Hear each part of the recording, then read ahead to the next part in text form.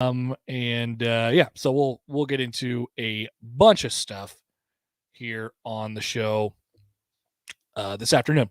All right, but first, a couple things that I want to keep you guys aware of in the so um we have this afternoon, and I told Mark I was going to just stumble my way through the entirety of this thing.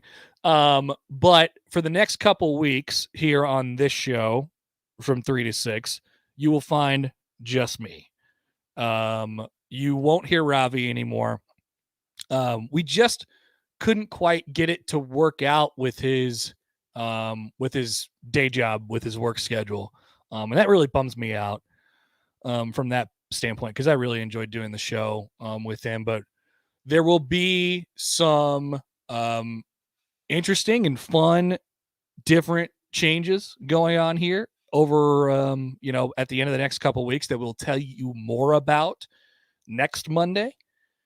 And I think you'll be super duper excited for them. But I'm just gonna take you off into the afternoon until we get you there. Like I said, we'll tell you more about it on Monday, a week from today. But just a little tease out there. There's some big things happening. So we're excited to bring that to you. Until then, we'll just be rolling. Me and you.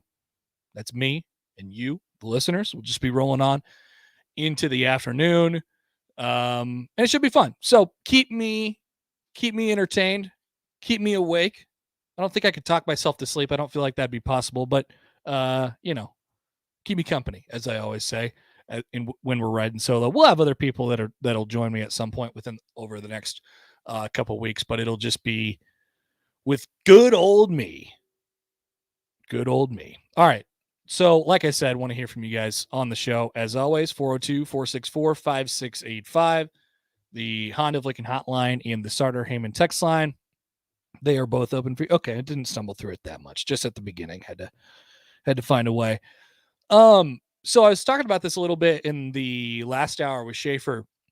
This is kind of what I wanted to start the show with. I teased it actually a little bit on DP and Stevens earlier today. Got some bad news for Kool-Aid seekers. I will say this. I would consider myself a Kool-Aid seeker. I am in search of Kool-Aid. But one thing, in my search for it this fall camp and this season, I talked about this a couple weeks ago, just with the lack of kind of real excitement about the season. And look, once again, for good reason. I get it. I would implore people to jump on board anyway. I know that there's not a whole lot to get excited about, but maybe we have to adjust our Kool-Aid taste buds a little bit. The Kool-Aid that we're used to in fall camp is a lot of, it almost gets hyperbolic at times, right? Talking about new guys and freshmen who are making an impact and how, what they've done at either their past stops or in their high school career, or what they were as recruits and how they're adjusting. And there's this kind of new freshness to fall camp, or at least there usually is. And I think you'll hear a good amount of that on the offensive side of the ball.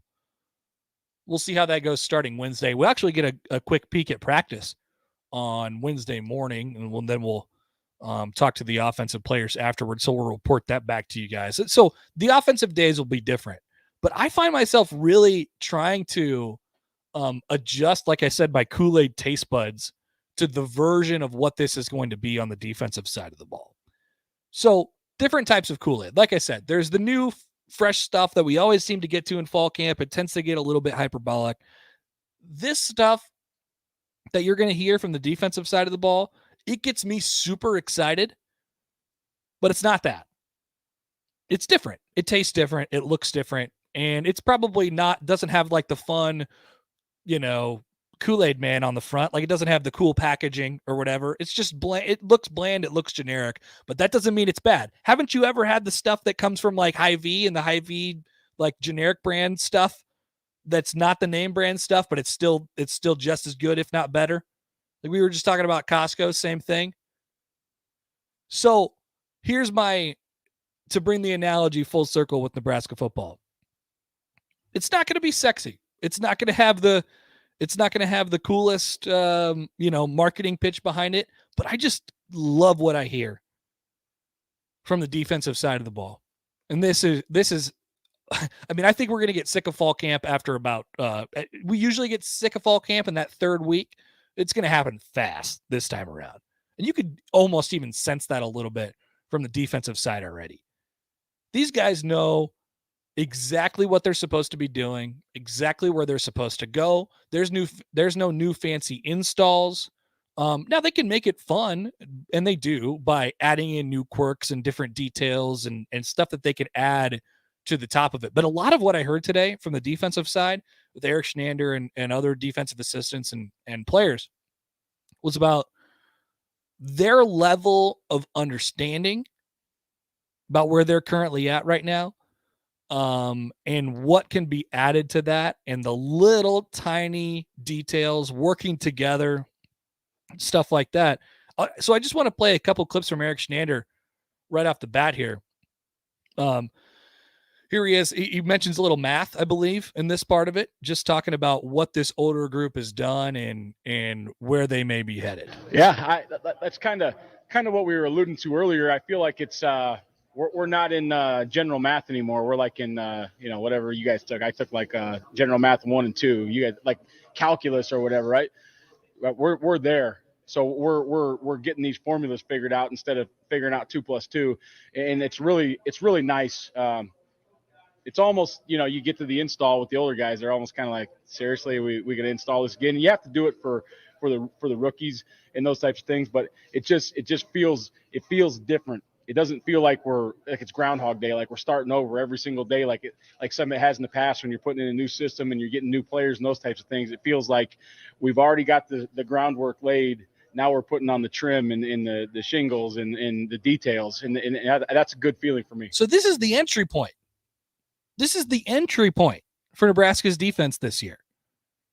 I mean, this is stuff that we'd be talking about way down the line. And usually we don't even get there because we spend the majority of camp or sometimes some of the season just talking about guys getting comfortable in their positions, whether it's because they're jumping into a new role because a guy left, or a young guy who's having to make an impact right away, and maybe his body's not ready. Maybe he's not ready mentally, but he's kind of being just pushed into that spot because they need it. There's none of that. There's really none of that on the defensive side of the ball this year. Almost everybody's back. You have a little turnover at inside linebacker with Honas out and Miller gone. So in step, an increased role for Luke Reimer. An increased, and then, a plug-and-play transfer by the name of Chris Kolarovich from Northern Iowa. But then you have everybody else in the defense. All the defensive linemen return. Ben Stilley's going on his 20th year of college athletics. Ty Robinson's been through it a year. Casey Rogers has been through it a year. All those guys up front, you're adding new young talent who really won't be having to be forced into a situation. Defensive backs. I don't know how many combined years Markel Dismuke and Deontay Williams has. It's probably like 8, something like that at Nebraska. It's a lot. And then Cam Taylor-Britt, who knows exactly what he's doing. He's been back there a long time. You got to mix in one new corner. But this is part of what I was talking to Schaefer about in the last hour. Like, when you have those guys, they understand that what they're doing, it makes it really easy and seamless to just fill 1 or 2 spots. Because then you know what the spot is, you know what their role is, you know what they have to do, because everybody else is so clean, clear, concise about what it is they're doing.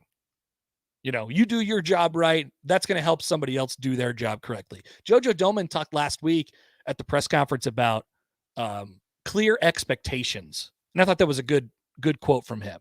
He talked about clear expectations. He was asked kind of what's the difference between this year and last year. He said clear expectations. And I think that means a lot of different things, but specifically to what we're talking about here, it makes perfect sense for this defense. Not just as a whole, but individually, what you're doing. You don't have to spend 3 weeks in camp or 2 weeks in camp trying to install stuff and get new guys up to speed. And all at the same time, they're trying to just get up to what it's like being in college for the very first time. No, Nebraska's got an old group. And we could talk about what the defensive expectations are and stuff like that. I have pretty high hopes for the unit. I'm not sure. I think some of it has to do with where the offense ends up landing, and we'll find out more about that in the coming days and weeks, because the offensive conversation will be a little bit different. But there's this kind of calm about and not that they're not hungry or, they don't want to get better and stuff like that, but I think their experience and them having been through this. I mean, Schaefer mentioned it in the recruiting hour. It was this group at the start of last fall, basically. And all the stuff that was going on, going into last fall, they had to go through that together. Then they played on the field together, and then they had a spring together. And now they're going into another fall together. And that's just in lockstep pretty much the entire way, with minimal to no, turnover really at all. And I just think that's so valuable. And maybe that's normal for Iowa and Wisconsin. There are years where they have more, and there are years where they have none. And guess what? Guess what happens when Nebraska has to turn over their defense after the 2021 season? The younger guys, they know what's expected of them. They've had the chance, the opportunity to develop at a normal, organic rate, right? They don't have to be forced into playing time. And think about a guy like, there's a couple guys in the defense that I could think of right now who have been kind of the victims of this exact thing, whether it's changing coaching staffs entirely, changing defensive coordinators, changing schemes, like each coach changing position coaches. Each coach expects something different out of you. So let's go back to 2017. Two guys on this defense who were both there in 2017 who will play a big part in the 2021 defense. And there's more than that. JoJo's one of them, but I'm thinking of two guys in the defensive line, Ben Stille and DeAndre Thomas. DeAndre Thomas played on the defensive line in the Big Ten as a true freshman. Ben Stille played outside linebacker, basically like pass rusher, as a true freshman in the Big Ten. None of those guys look anything near. And then, so fast forward to second year, DeAndre Thomas gets hurt. Ben Stille, and there's a coach change this entire time. So entire staff change, right? No more Diaco. We're on to Eric Shenander. We go from there. And Mike Dawson's their position coach in the defensive line. Mike Dawson leaves. Now he's back now. Mike Dawson leaves. And here comes Tony Tuioti. Now you've had Tony Tuioti ever since, right? Like that means something. I know we've talked about consistency before in the past, but I mean, those guys in particular who had just never stopped having consistency or inconsistency in turnover since they've been here, that means a lot for them. That's just a specific example. And then you go through, these guys have kind of walked in lockstep as one, as a defense. You think of what JoJo Domann has been through at Nebraska, or what he's experienced. I mean, he played on the 2016 defense. He played in Nebraska's last bowl game. I'm pretty sure he's the only guy on the roster who could say that, to my knowledge. Maybe somebody can correct me there on the text line at 402-464-5685, but I'm pretty sure he's the only one. So he played for Mark Banker. Then he played for Bob Diaco. These are just the coordinators. Now he's played for Eric Shenander ever since. Different schemes, different things you're asked to do, right? I mean, I think that'll go a long way in terms of developing. I mean, what do we talk about as the number one thing in this program that they need to do? We know that they generally get the talent that they need. The recruiting rankings hold up. Yeah, at times it looks better than it is, or it looks worse than it is because you lose guys to the transfer portal. Okay, but what does Nebraska need to do a better job of? Developing players, right? I mean, this is how you do it. It's not sexy. Like, that's always the thing about development that really Like I've talked with you guys about this before. People just were like, well, you got to develop them. You got to develop them. First of all, that encompasses a lot of things, and I'm not disagreeing with you. But just know that it encompasses a lot of things, and it's not like, oh, we just developed a guy. It's not like the flip of a switch. It's just, oh well, I guess he played that game, so he's developed now. This is constant work, and it takes time. And I think you'll see the defense, the fruits of what the defense has done, the prices in which they've kind of paid over the past couple of years really, really bear out this year. I think you will. I don't know what it ends up being. Like I said, I'm not sure. We'll see. But I certainly think that they're in the best position to play as a unit, to develop players, to develop talent. They have specific roles, right? Erik Chinander talked today about Doman, and here I'll just play it for you here, but how his role is kind of just like the JoJo role. They kind of just created it for him. And then how that affects future guys at that position. Yeah, to be honest with you, that nickel spot, JoJo is kind of his own entity because he was a safe. I like to have at that position. You'd like to have a DB and pull him into there, right, for cover reasons. JoJo kind of grew his way out of DB, if you will. So we kind of created that position a little bit for him. Isaac and Javen are getting a lot of teaching and reps at both safety and nickel, so they can kind of be intertwined into that mix if we need a few guys, if we need some experience as we move into the future. But as we go into the future, it'll be, you want a safety or a corner to move in there, and then he can be able to go back and forth if we need to. We asked JoJo to do some not ordinary things for that position just because of his size and strength, and we can leave him in there in base defense. As we move forward in that nickel package, I think we've got it tailored down so we can use the skill set of a DB. JoJo's got the movement skills of a DB, so he can do it. Normally, however you want to do it, when we were at UCF, we had two corners and two safeties. When we went to nickel, we brought the nickel in to play the slot and a third the corner in to play the slot, a third corner to play the field. That might happen. It might be a safety. And I think depending on the skill set of those guys, you're going to tailor your calls a little bit more towards them, but you still got to be able to make them real and bring them off the edge and do some of the things that JoJo does. Yeah, on a larger scale, I was thinking about while he was saying that about JoJo, and that's really good stuff. And that's good, almost in the weeds football stuff. This is like, but this goes to my point. This is what football coaches really enjoy doing. This is what football coaches really enjoy talking about. And for the last 3 years for Erik Chinander specifically, it's been, we're getting there. We're getting there as far as the knowledge is concerned, and we still got to get guys' eyes in the right place, right? I don't think there will be that much of that talk this year. At least I hope not. That shouldn't be the expectation. If you hear that, maybe there'll be a red flag that goes off somewhere, a little alarm that goes off in your brain. But coaches like the ability to scheme. And they like the ability to tinker and play with their defense. And what Erik Chinander has at his fingertips is a defense with that has the ability to just play base defense at a high level. Like they know their base defense inside and out. And then you can kind of go to the next step from there. All right. How can we use this guy's strengths to our advantage, knowing full well that everybody else is going to be in the right spot around him?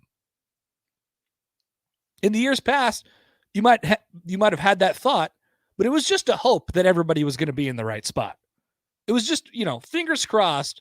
We're going to send this guy on an uncommon thing. We're going to stunt him, or we'll blitz him from an unorthodox place. And it was like, okay, cool. Cross your fingers that everybody else is doing the right thing, because if not, this plays a huge bust and it's going for 40 plus yards.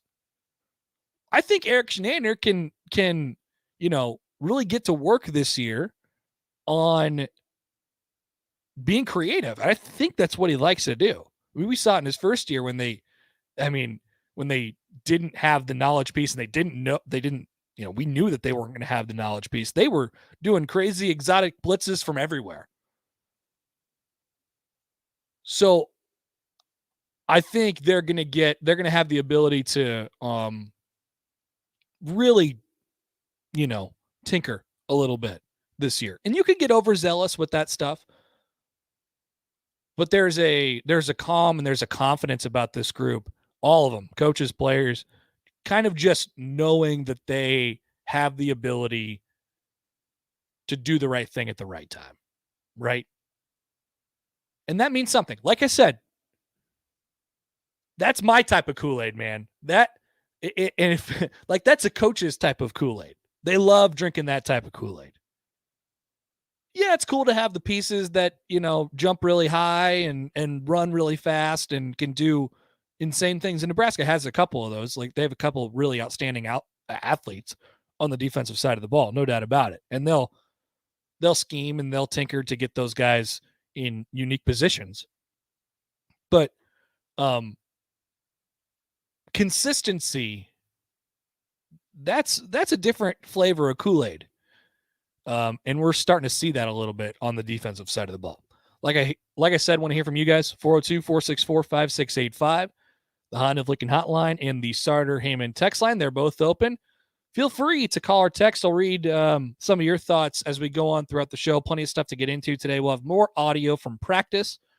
But up next, we'll have Robin Washut of Husker Online. He'll join us next on The Drive.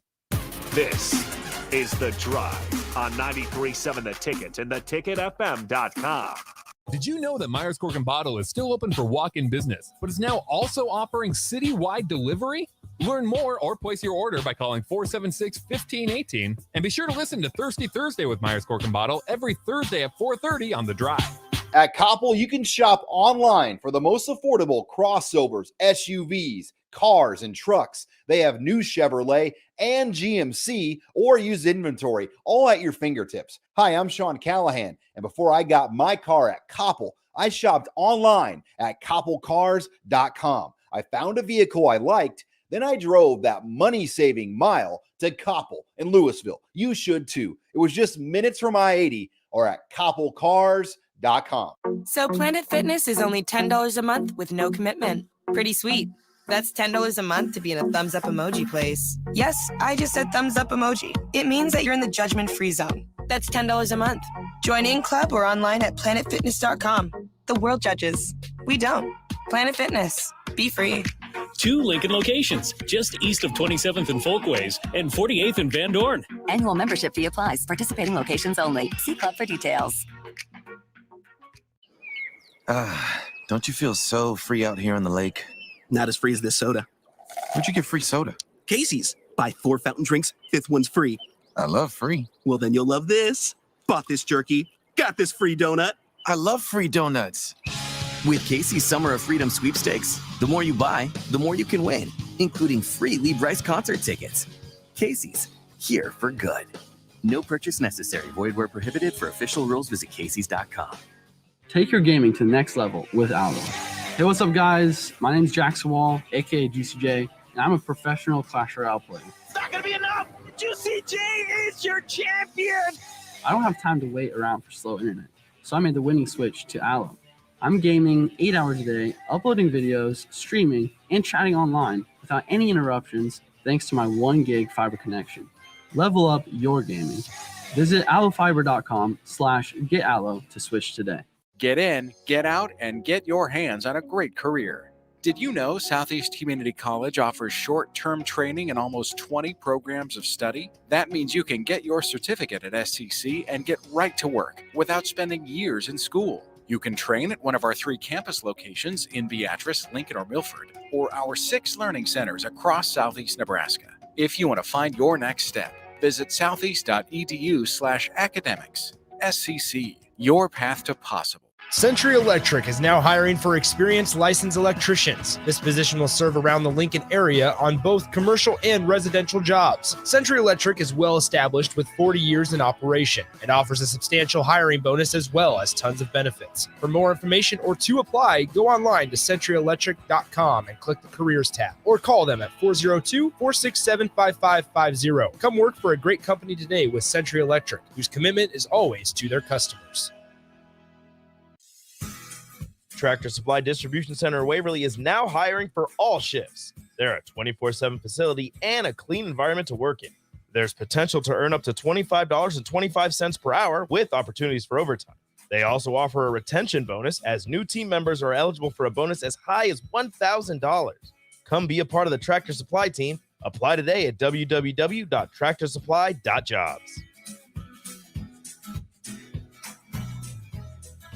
If you're feeling past your prime with low libido, fatigue, or weight gain, you might be experiencing low T. At Vitalize Health, they can help treat low T and get you back on track.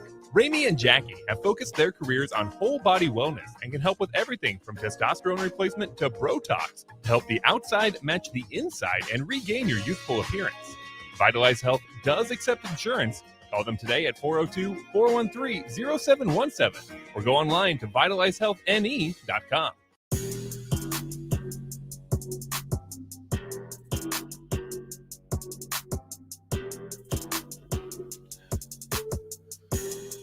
All right, back here on the drive, 93.7 The Ticket, theticketfm.com. Connor Happer with you this afternoon, and we are joined now on the Honda of Lincoln hotline by Robin Washut of Husker Online. Hello, Robin. What's up, Happer? Robin, so there was a thing with Drake. Somebody knew Drake a couple years ago. Was that Delano Banton? Hanif Cheatham. Oh, that's right. Yeah, both South Beach guys. Hanif Cheatham. Okay, so now we have another person in the Drake circle sphere of influence. Delano Banton. They are best bros.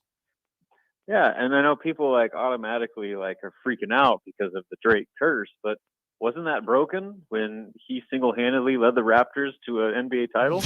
Yeah, I think so. I'm pretty sure we could put that one to bed right there. Yeah.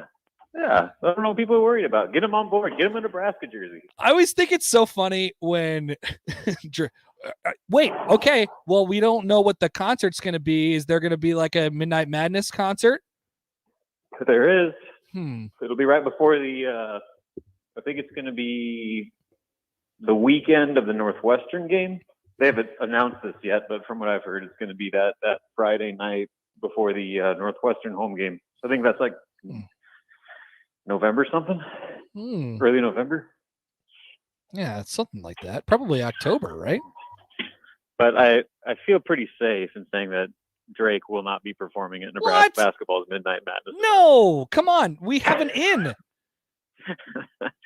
They had one last year too. Like, I don't know where they met, but like Hanif Cheatham and Drake knew each other for a long time. Like they have like Instagram pictures with each other. Like it was weird. Well, the Northwestern game is going to be October 2nd. So okay, so yeah, October, not November. Yeah, we're getting Drake or bust, with a special appearance from Dubber Don, aka Delano Banton. With the dubber. Yeah, I mean, you know what? We can all dream, but I do know that they're going to have an event, and there will be a concert, and the concert will be of the hip hop rap genre. So you can narrow it down to that. Okay. Second of all, on the whole Drake thing, I always find it weird when, players are like, for example, I thought this with Roby.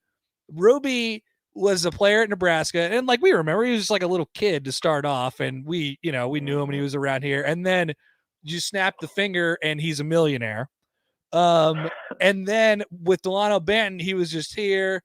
He was hanging out. He's playing some basketball. And then the next time I see him, he shows up on Instagram with Drake. Super weird. Won't ever not be weird. It's amazing how that works, isn't it?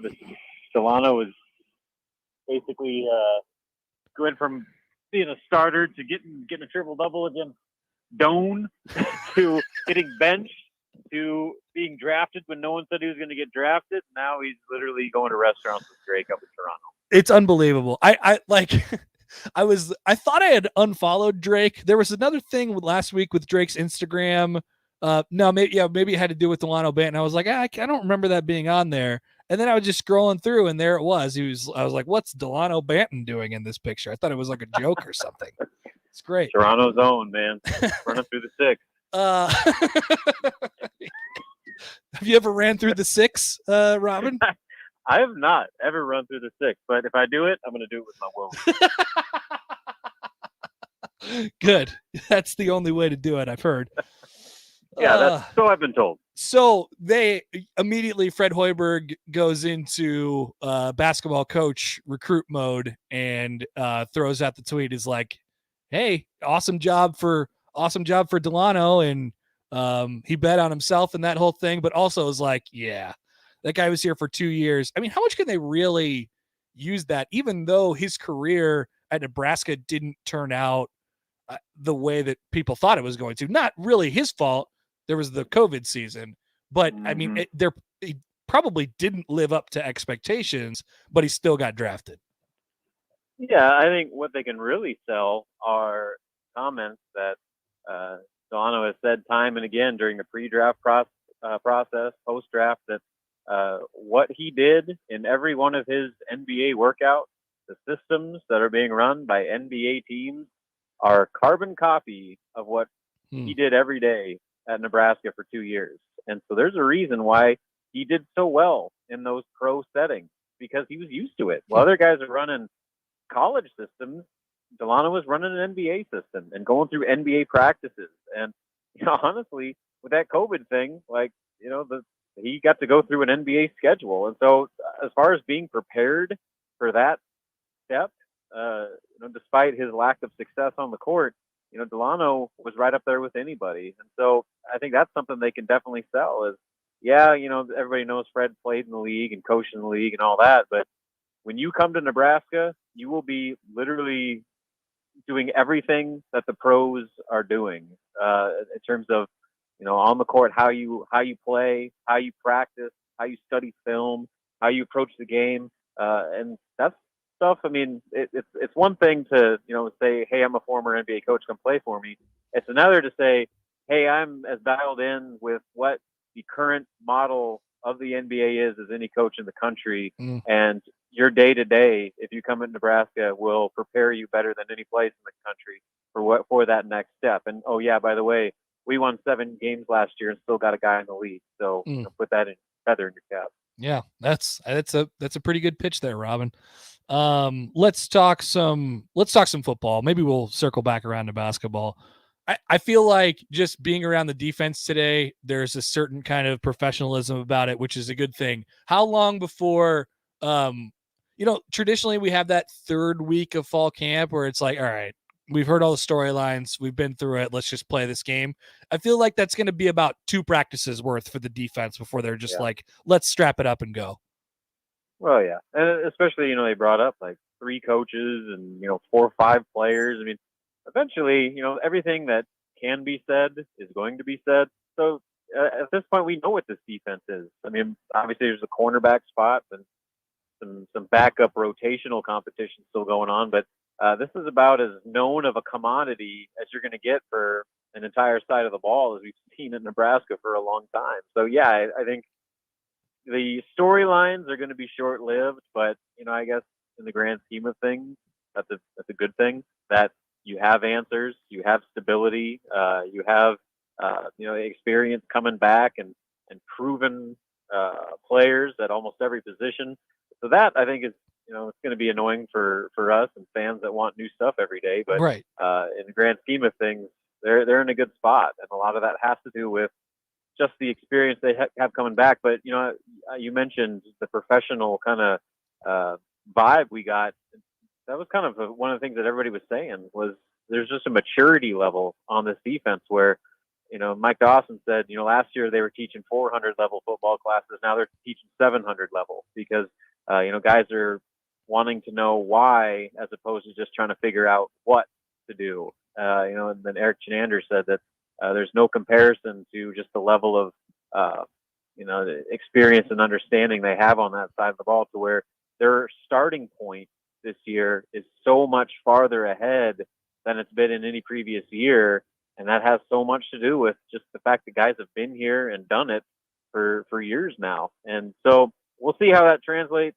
I mean, there's all this talk about how good the defense is going to be, but it's still a unit that got run over by a makeshift Minnesota team a year ago. So Sure. they still have a lot to prove, but as far as being in their situation right now in fall camp, they're in a very good spot from the outside looking in. Well, this is what I was saying. Like, it's not going to be, if you're looking for that real, Kool-Aid here in fall camp, you're not going to find it. Like, this isn't going to be sexy the way that we talk about this defense or whatever it is. But isn't this kind of what we always wanted? I mean, we talk seemingly day in and day out about how much they need just some consistency in order to do the things that they want to do and develop players. Like, I mean, aren't we kind of at that point right now where we might get to finally see the fruits of it? You would hope so. And if there was ever a year that it was going to happen, this would be it.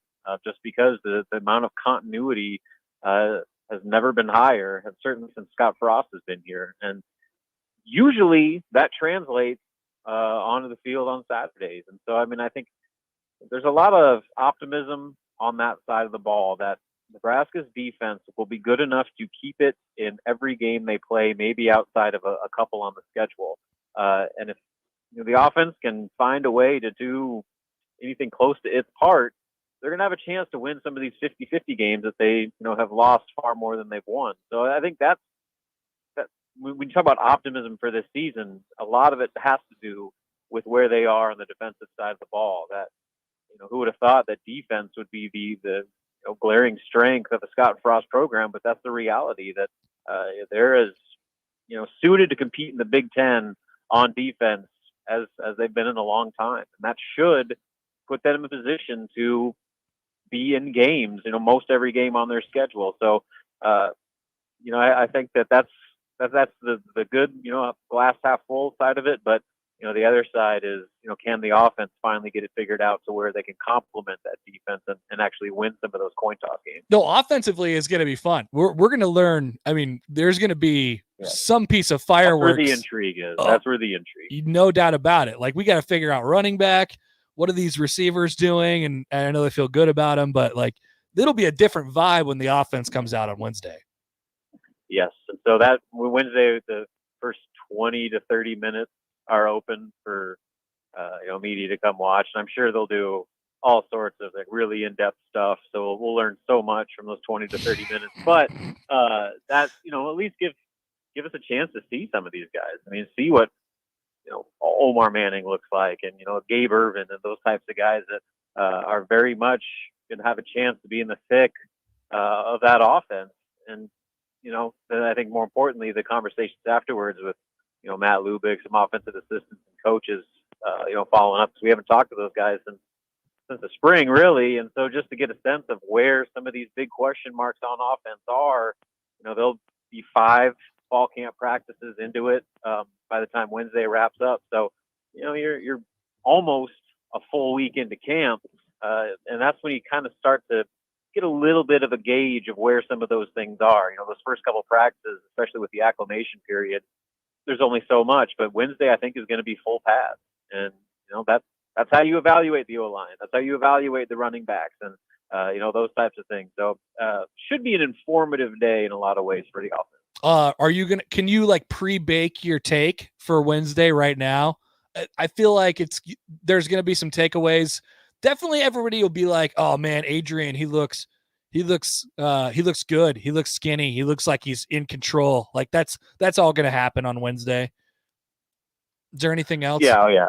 Yeah. Well, I mean, the big Adrian party, I think, was during the pre-fall camp press conference. So maybe that'll be old news. I guarantee you're going to hear a lot of conversations about the running backs, because that is the biggest question on the team, really, going into fall camp. And now that they've had not only 5 practices, but their first full padded practice, I want to get some takeaways on where that position is. So, you heard Robin. You heard Frost say it. Like they want to figure that out and roll with it. Yeah, and they want to find a guy. They're not trying to find a rotation. They want to find a workhorse. They want their Divine Zigbo, the guy who's going to carry the lion's share of the load. And you're talking about a position group that for one reason or another hasn't been able to stay on the field from one week to the next. So can they find that guy? Will they physically be able to have players available to take on that kind of workload? So the 2 closest things to it this spring were Gabe Ervin Jacques Yant and maybe Marvin Scott to an extent. So we'll see if that carries over in the fall. I've been hearing a lot of good things about Gabe Ervin. Right now, if you were to ask me who my guess is to be the starter, it's probably going to be Gabe Ervin. Just because, one, he's been available, and two, he's been really good in the opportunities that he's had. Yep. That's all you can do. You take look, we were at like a few practices in spring and it felt like there were half of them that were missing on a daily basis. And the only guy that was there seemingly most of the time was Ervin. Now you got to think that gives him a leg up. Absolutely. Availability is probably the number one attribute a back can have in this particular backfield. Yep. Robin Washut of Husker Online. All right, Robin, we'll let you go. Talk to you later on this show next week. And I'll talk to you on Wednesday at practice. Sounds good, man. See you later. That's Robin Washut of Husker Online. Good stuff from him. We'll take a break. Rico's in next for What's Poppin' on The Drive. This is The Drive on 93.7 The Ticket and theticketfm.com. At Koppel, you can shop online for the most affordable crossovers, SUVs, cars, and trucks. They have new Chevrolet and GMC or used inventory, all at your fingertips. Hi, I'm Sean Callahan, and before I got my car at Koppel, I shopped online at koppelcars.com. I found a vehicle I liked, then I drove that money-saving mile to Koppel in Louisville. You should too. It was just minutes from I-80 or at koppelcars.com. Early break with Sip and Jake. Texas draws almost 100,000 people a game. Okay. It's a lot of people. Oklahoma draws 85,000 people a game. After that, what is it? It's Iowa State. It's West Virginia. You know what they draw? In the 50s. Mm-hmm. I mean, what is the Big 12 without Oklahoma and Texas? And who could the Big 12 possibly go get realistically that would bring that sort of weight? Early break with Sip and Jake from 6 to 8 every weekday morning. Get in, get out, and get your hands on a great career. Did you know Southeast Community College offers short-term training and almost 20 programs of study? That means you can get your certificate at SCC and get right to work without spending years in school. You can train at one of our 3 campus locations in Beatrice, Lincoln, or Milford, or our 6 learning centers across Southeast Nebraska. If you want to find your next step, visit southeast.edu/academics. SCC, your path to possible. Century Electric is now hiring for experienced licensed electricians. This position will serve around the Lincoln area on both commercial and residential jobs. Century Electric is well established with 40 years in operation. It offers a substantial hiring bonus as well as tons of benefits. For more information or to apply, go online to centuryelectric.com and click the Careers tab or call them at 402-467-5550. Come work for a great company today with Century Electric, whose commitment is always to their customers. The Mercado by Certified Piedmontese Beef is Lincoln's newest full-service butcher shop, offering premium fresh-cut steaks and house-made sausages daily from 8 a.m. to 8 p.m.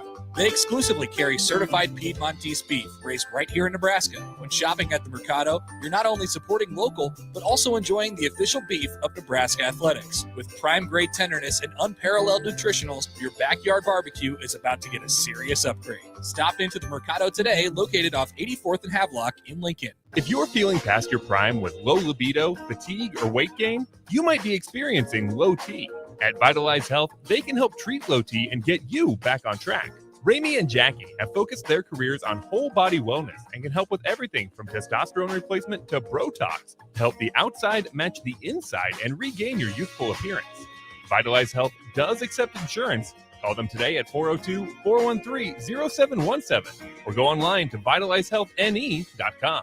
Take your gaming to the next level with Allo.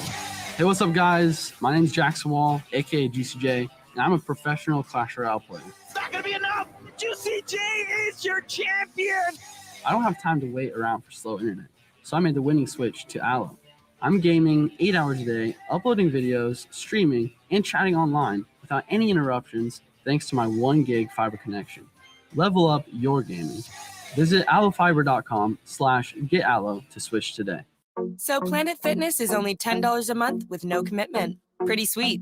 That's $10 a month to be in a thumbs up emoji place. Yes, I just said thumbs up emoji. It means that you're in the judgment-free zone. That's $10 a month. Join in club or online at planetfitness.com. The world judges. We don't. Planet Fitness. Be free. 2 Lincoln locations, just east of 27th and Folkways and 48th and Van Dorn. Annual membership fee applies. Participating locations only. See club for details. What's on the program for this fine day? I insist that Pop's the sound. The best is missed unless Pop's around. What's up? What's going on? What's crack-a-lackin', bro? What's poppin'? Yo, yo, yo! Pop, pop! On the Drive with Connor Happer.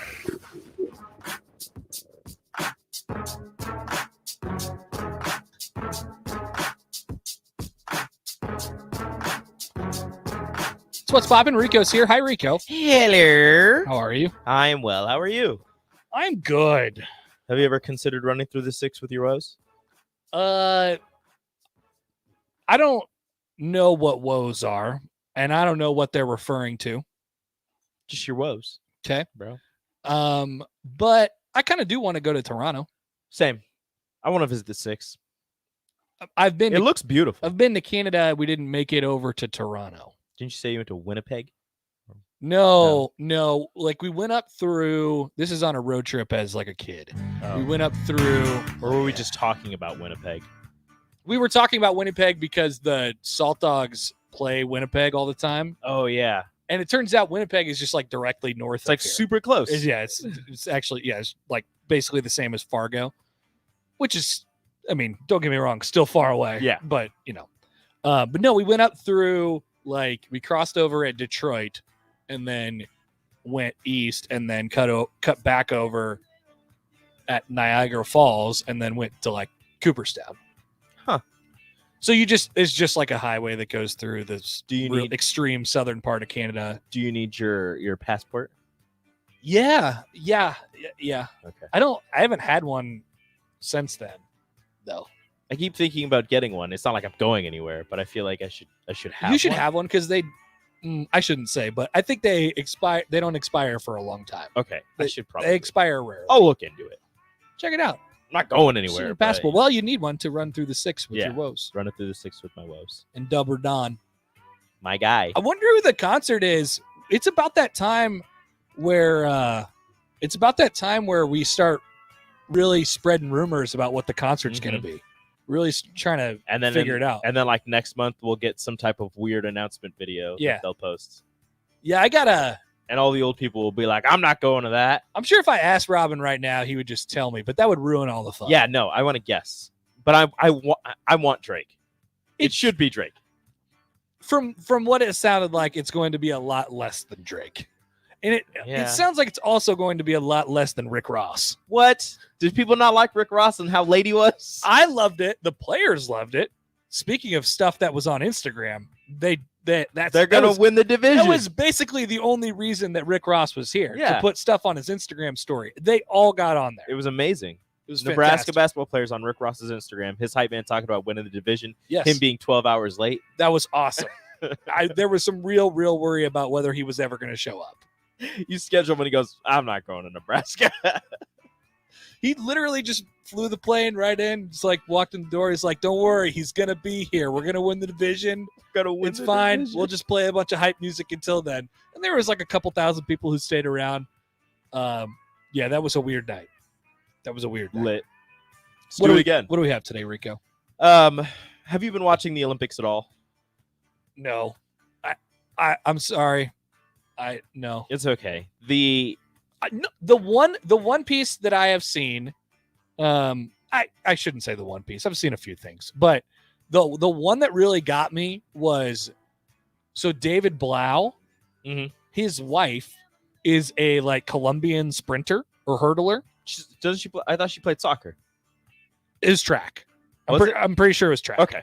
So the Lions put out this TikTok, and David Blau was like sitting in the film room watching it live. Yeah. With his teammates, and he was like he went wild. I had never seen like that amount of seriousness on anybody's face. He was like so excited about it. It looked cool. Yeah, I You like sit in the almost film got room emotional watching your wife in the Olympics. Yeah, that was awesome. Be awesome. That's the only thing I've seen. Do you think he would have been there instead of training camp? Because I think he would have. Probably.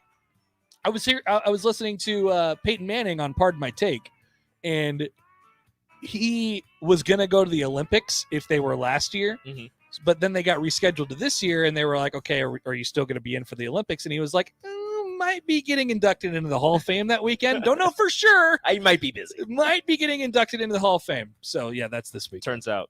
Yes. He definitely was going to get inducted into the Hall of Fame. He didn't know that yet, but you could just probably play on it if you're Peyton Manning. So it has not been great. Are we bad? The showings? No. The U.S. is doing great. They're winning a lot of medals. I'm talking about USA baseball hat, and I still haven't received it yet. Should be good. You should be okay. Hope so. No, the way that they're showing all of the events is not great. Sometimes they'll have like single, this is the track channel, this is volleyball, but a lot of times it's like 4 events and they just jump back and forth and they'll just show like highlights of something because it was like the previous day. Like right now, everybody's sleeping and it's going to be Tuesday in Japan. Yeah, I actually had it on my time. Tokyo, it's almost 6:00 in the morning, so people are about to wake up. Yeah. Well, the announcers are getting up at like, or at least for the track announcers, are getting up at like 4 a.m. and they're at the track, the arena, the place at like 5 in the morning. Wow. I have no idea why, but they're there super early. They're making them wake up and get there super early. But an Olympic cameraman stopped filming field hockey to focus on a cockroach in the game's final minutes. Well, you got to get the newsworthy thing. That's what you're taught in journalism school. During the broadcast, you find what the thing is that needs to be focused on. It was just crawling on a ledge during the preliminary field hockey game. And the cameraman was like, what sport are we talking here? Field hockey. And the cameraman was like, you know what? Cockroach. So the thing about the Olympics, the thing that always keeps you coming back is like, this is a lifetime achievement for these people. They have been training in most instances. They've been training for like this exact moment for their entire lives. But we see it on the other side as people who are just like interested in sports or just Americans as like, what the hell are they doing? I've never seen field hockey before. So it wouldn't bother me that much if they decided to just zoom away from the action and decided to watch a cockroach for a couple minutes. It wouldn't bother me. But if I am them, it would really bother me. The thing is, it was a 1-0 game with 5 minutes left. I don't know. Cockroach is kind of... The cameraman's like, what's this cockroach doing? I don't know. It's just hard for me to balance those things out. Argentina did end up winning 3-0, though, in case you were wondering. Well, here you go. Then they ended up picking the right thing. But what happened to the cockroach? I don't know. It doesn't say. He cut away from it. He didn't stay on it for the full 5 minutes. That would have been basically turned into a National Geographic show. And now we see the cockroach crawling on the wall during a field hockey game. What if it just got stepped? What if it walked into the field and just got stepped on? Or you just hear the cameraman. No! Yeah. I haven't been able to get into it that much. It's the time thing. It sucks because I see all the highlights and like the people. Like, I'm watching track. I want to watch that. And I'm watching invested people in a single thing. Yeah, like I'm watching people win on Twitter, and I'm just like, oh, like the preliminaries were like the other day, and then come to find out, I go to watch it later that night, and they're like, and here's the preliminaries for this, and I go, I already know what happened. Yeah, that's not cool. Like, what are they going to do with basketball? Is that pre-taped too, or do we have to wake up at 3:00 in the morning and watch it? I don't know, probably pre-taped. How are we doing? Did we lose yet? We are in the semifinals, I believe. I think they're going to play Spain. Uh-oh. Scary. I believe. We did something. Did we do something in soccer? The women lost. What? 1-0 to Canada. 1-0? Yep, 1-0 to Canada. So they'll be going for bronze. Oh, that's unacceptable. Yeah, wasn't great. We can't do. Yeah, now I'm full out of the Olympics. Was not great. The world record holder was in the 100 hurdles for the women. Is an American. She got second. Dang. To a Puerto Rican. Ayo. Katie Ledecky still won everything, though. Yeah, right? she won like 5 golds. Okay, good. I saw her. I saw a little bit. She was out in front of everybody. I'm like, okay, that's. She won like 2 golds and 2 silvers or something like that. Caleb Dressel though won 5 golds or 4 golds. That's becoming one of only 3 other swimmers, so one of 4, to win 5 golds in a single Olympics. Caleb Dressel, shout out that guy. We love Caleb. Simone Biles is competing in the balance beam. Oh, she did decide to do it? She is doing it. We won gold in the floor exercise. One of the girls from the U.S. won it. Nice. I don't remember her name, though. I apologize. Well, winning a lot of golds, winning a lot of medals. That's what we do. The U.S. is ahead. Last I checked, soccer, I guess. Last I checked, they were up 60 to 51 in total medals, but they were down 20 to 26 in golds to China. Oh my God. What are we going to do with this country? Throw it in the trash can. It's okay. We're going to win more golds and more medals in track and field than them. Apparently, we play Spain in basketball tonight at a little before midnight. Okay. Half of the U.S. medals are from swimming, by the way. 30. We got to get the basketball medal. We We have to. Apparently, people think that where's Luka from?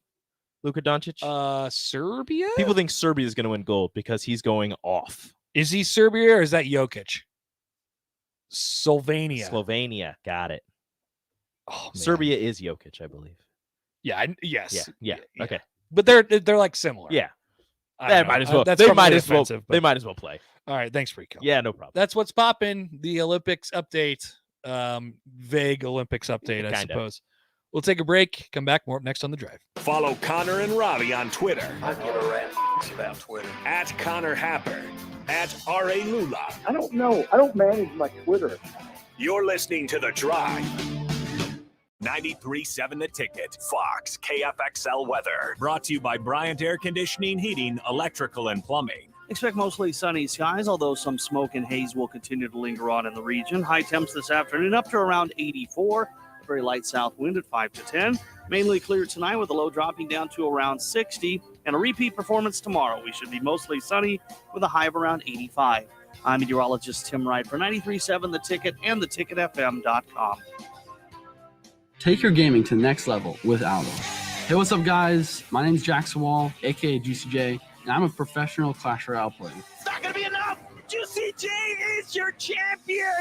I don't have time to wait around for slow internet, so I made the winning switch to Allo. I'm gaming 8 hours a day, uploading videos, streaming, and chatting online without any interruptions thanks to my 1 gig fiber connection. Level up your gaming. Visit allofiber.com/getallo to switch today. The Mercado by Certified Piedmontese Beef is Lincoln's newest full-service butcher shop, offering premium fresh-cut steaks and house-made sausages daily from 8 a.m. to 8 p.m. They exclusively carry certified Piedmontese beef raised right here in Nebraska. When shopping at the Mercado, you're not only supporting local, but also enjoying the official beef of Nebraska Athletics. With prime-grade tenderness and unparalleled nutritionals, your backyard barbecue is about to get a serious upgrade. Stop into the Mercado today, located off 84th and Havelock in Lincoln. Hi, Andy Neal of Cartridge World. We are not a big box store that sells everything and specializes in nothing. Cartridge World is your local expert when it comes to streamlining office printing and scanning. No big box can match our proven no-cost lease program.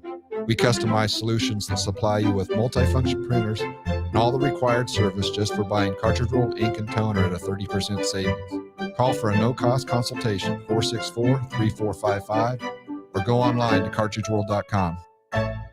At Koppel, you can shop online for the most affordable crossovers, SUVs, cars, and trucks. They have new Chevrolet and GMC or used inventory, all at your fingertips. Hi, I'm Sean Callahan, and before I got my car at Koppel, I shopped online at koppelcars.com. I found a vehicle I liked, then I drove that money-saving mile to Koppel in Louisville. You should too. It was just minutes from I-80 or at koppelcars.com.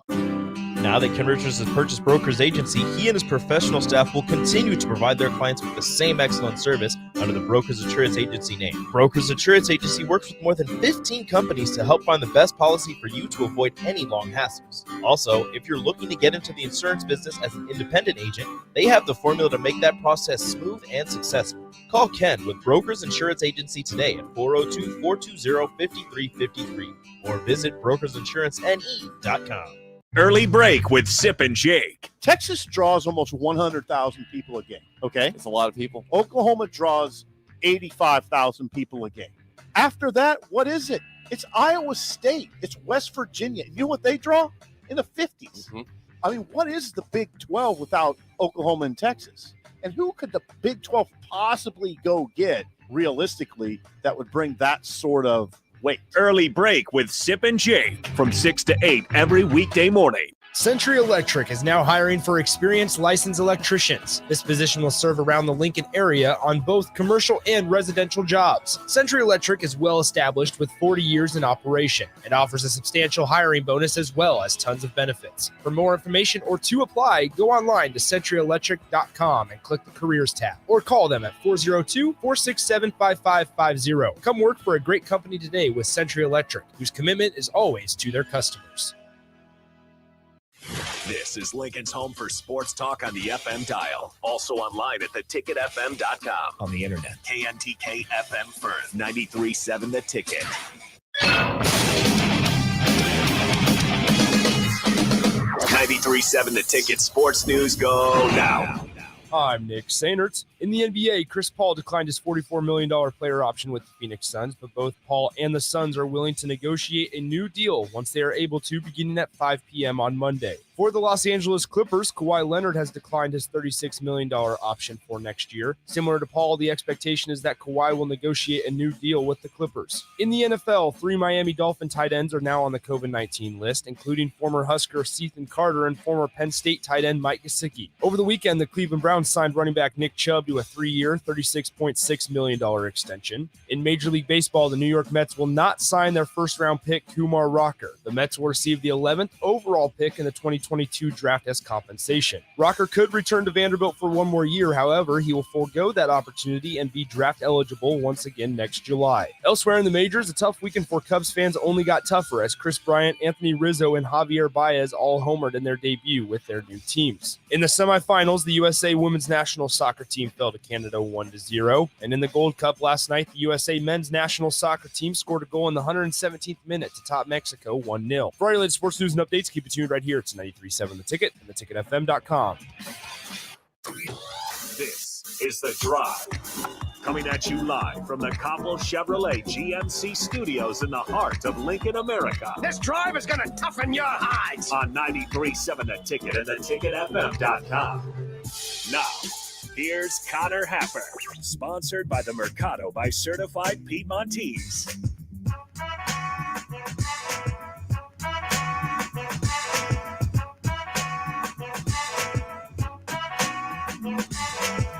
All right, welcome back in 4 o'clock hour of The Drive here on 93.7 The Ticket and theticketfm.com. Connor Happer with you this afternoon.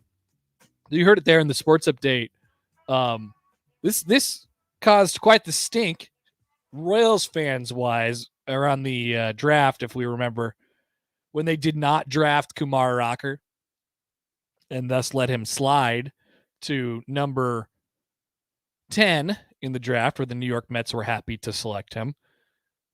But the issue in baseball, as I was trying to explain at the moment, was it's not really, that was what I was trying to say that day. Like, the baseball draft product, not particularly digestible, consumable for if you're just new to the sport. If you're like, let's take the best player and then just go from there. So we saw it play out firsthand with Kumar Rocker here. The Royals don't take him. Royals fans are like, hey, what the hell? You didn't take Kumar Rocker. He was obviously better than the guy that you picked out of like tiny little baby high school in Connecticut. He was pitching to little tiny babies his entire and they signed him for $2 million under the slot value or whatever. Yeah, tiny little baby high school. And they passed on Kumar Rocker, who has been a star in college baseball for the last couple of years, and people obviously around here are familiar with him because he's made a couple appearances at the College World Series. He goes 10th to the Mets, but the thing that happens when you get drafted in baseball is that you go into contract negotiations, and it happens at a smaller level in the other sports as well. But this is not unheard of in baseball, and it is unheard of in other sports where the guys don't sign. There's a lingering arm issue. The number's too high. And in no other sport, I mean, think about this in football.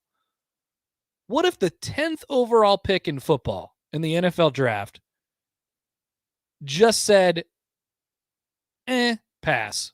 And the team was like, oh, okay. That would literally never happen. You'd be tanking your entire team. If your first round draft pick doesn't hit in the NFL right away, you're in big trouble. Like, you need that guy to be good on your team right away, bar none. Unless it's a quarterback where you stash him for a year, but that hardly happens anymore anyway. And we're going to talk about some first-round quarterbacks in this show today, in the hour. Have you seen some of this Trey Lance hype? Yeah, it's getting a little out of control. Same thing with Justin Fields too, by the way. I'll read a tweet later in the hour that would have people, Bears fans, salivating. But back to Rocker. So he doesn't sign. So what's his options? Well, he says he's not going back to college. He's not signing with the Mets. He becomes draft eligible next year. They say he's healthy, but what's he going to do? Here's a statement from his agent, Scott Boras. Kumar Rocker is healthy, according to independent medical review by multiple prominent baseball orthopedic surgeons. Immediately upon conclusion of his collegiate season, he had an MRI on his shoulder and his elbow. And when compared with his 2018 MRIs, the medical reports found no significant damage. Kumar requires no medical attention and will continue to pitch in the regular course as he prepares to begin his professional career. So the Mets get a compensation pick next year. They get the 11th overall pick for losing this year. So what happens to Rocker? Well, he's going to go play somewhere. There is some precedent for this. The last time this happened, forget the guy's name, just a couple years ago. Basically the same situation. He went and played in Japan for a year. Then went into the draft, the MLB draft the next year. Okay? What are other options for Kumar Rocker? Need somewhere to play, right? If I'm the Lincoln Salt Dogs, I just am like, hey, Kumar, what's up? You could be our guy right now. You have a spot. You could pitch as often as you want. You can work on stuff, whatever. You sell tickets at the ballpark. Who wouldn't want to come out for the Kumar Rocker show? And there's a story behind it too. Kumar Rocker goes to Indie Ball for a year before his ultimate, Major League Baseball appearance in a couple of years. He goes into he goes into an organization next year. I don't know what the Salt Dogs have to offer. I know that they don't have like a pile of money that they're sitting on just waiting to throw at Kumar Rocker. But come on. Who wouldn't want to go out there to the ballpark and watch it? I think it's an investment. It's a 1-year investment. It's a short-term investment. But, I mean, he's going to have other options, sure. But come on. Let's get it going, Rico. Kumar Rocker brings championship to Lincoln Salt That's Dogs. exactly right. That's Boom. the headline in the paper. That's the headline in the Lincoln Journal-Star. What are you going to do? Go back to Vandy? Not get paid? He's not going back to Vandy. He said he's not going to Vandy. Not going back to Vandy. Not going back to college. What are you going to do? Go all the way across the ocean and play in Japan or China? He could. Too far. You're going to miss your home. That's right. Guess what you could do? Play in Lincoln, Nebraska. Play in Lincoln Salt Dogs. It's really close to home. I don't know where he's from. I don't either. I know where Vanderbilt is. It's in Nashville. It's pretty far away from that still. It's not terribly far. Not terribly far. It's closer than Japan. But is Nashville a Midwestern city? Or is Nashville a Southern city? I don't know. Or is it neither? Is it its own thing? What do you call that? Is Nashville the like area above it, like Southern Ohio, Southern Indiana, Southern? That's Midwest. Like that's the Rust Belt, right? Yeah. That's Midwest though. What's Nashville? If you go south of Nashville, you're in the South. So, yes. But what's Nashville? Somebody help me. I've never been. I genuinely don't know. I don't know. Is Nashville like St. Louis is the gateway to the West? Is Nashville like the gateway to the South? Derek says the Mid-South. So what else is in the Mid-South? Yeah, what else is the Mid-South? Is Tennessee just the Mid-South? It's the Mid-South. I guess we do have the Midwest. We can just make stuff up. Yeah. Like you're heading west and you're just like, oh, you're in the Midwest and now you're west. Is Nebraska in the Midwest? Yes. People have tried to refute this.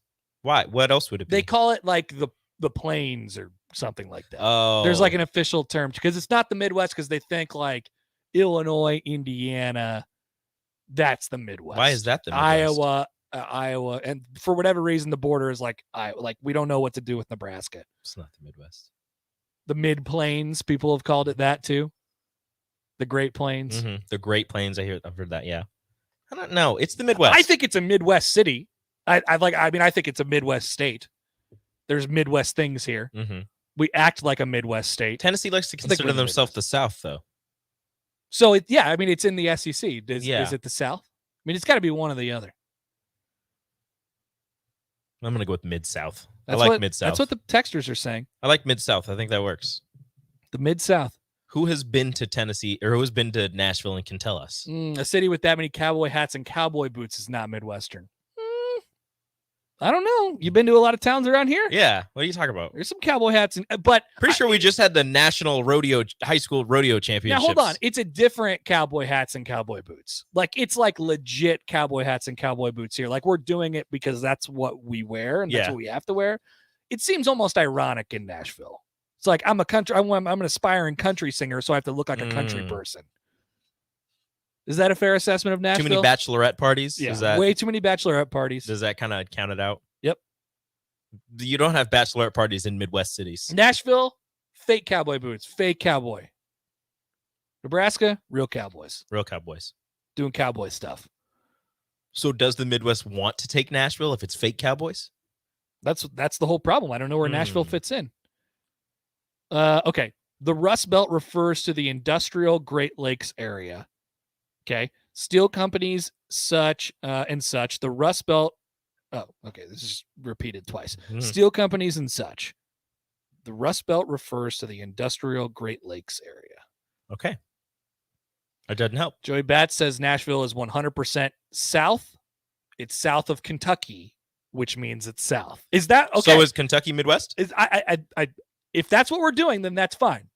Or is Kentucky south? I just wanted to know. South. I genuinely didn't know. Yeah, great question. So does that mean we can? What's Kentucky? That mean the Midwest can claim Louisville?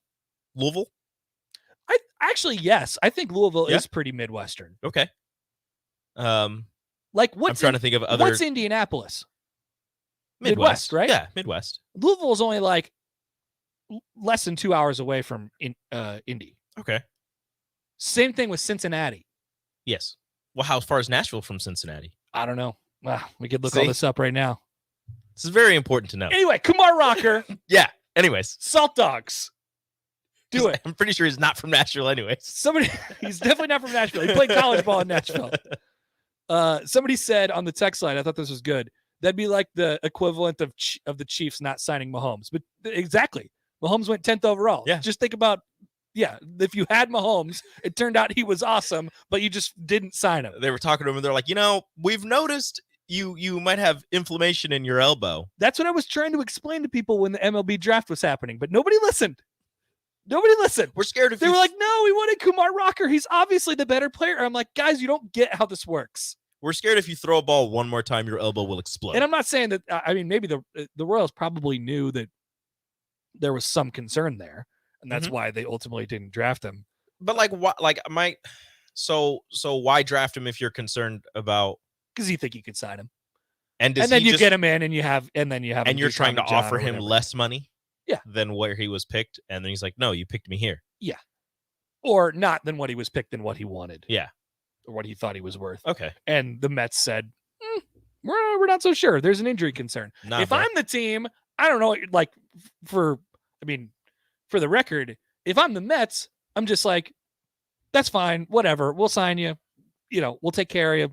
You got to have Tommy John. You got to have Tommy John.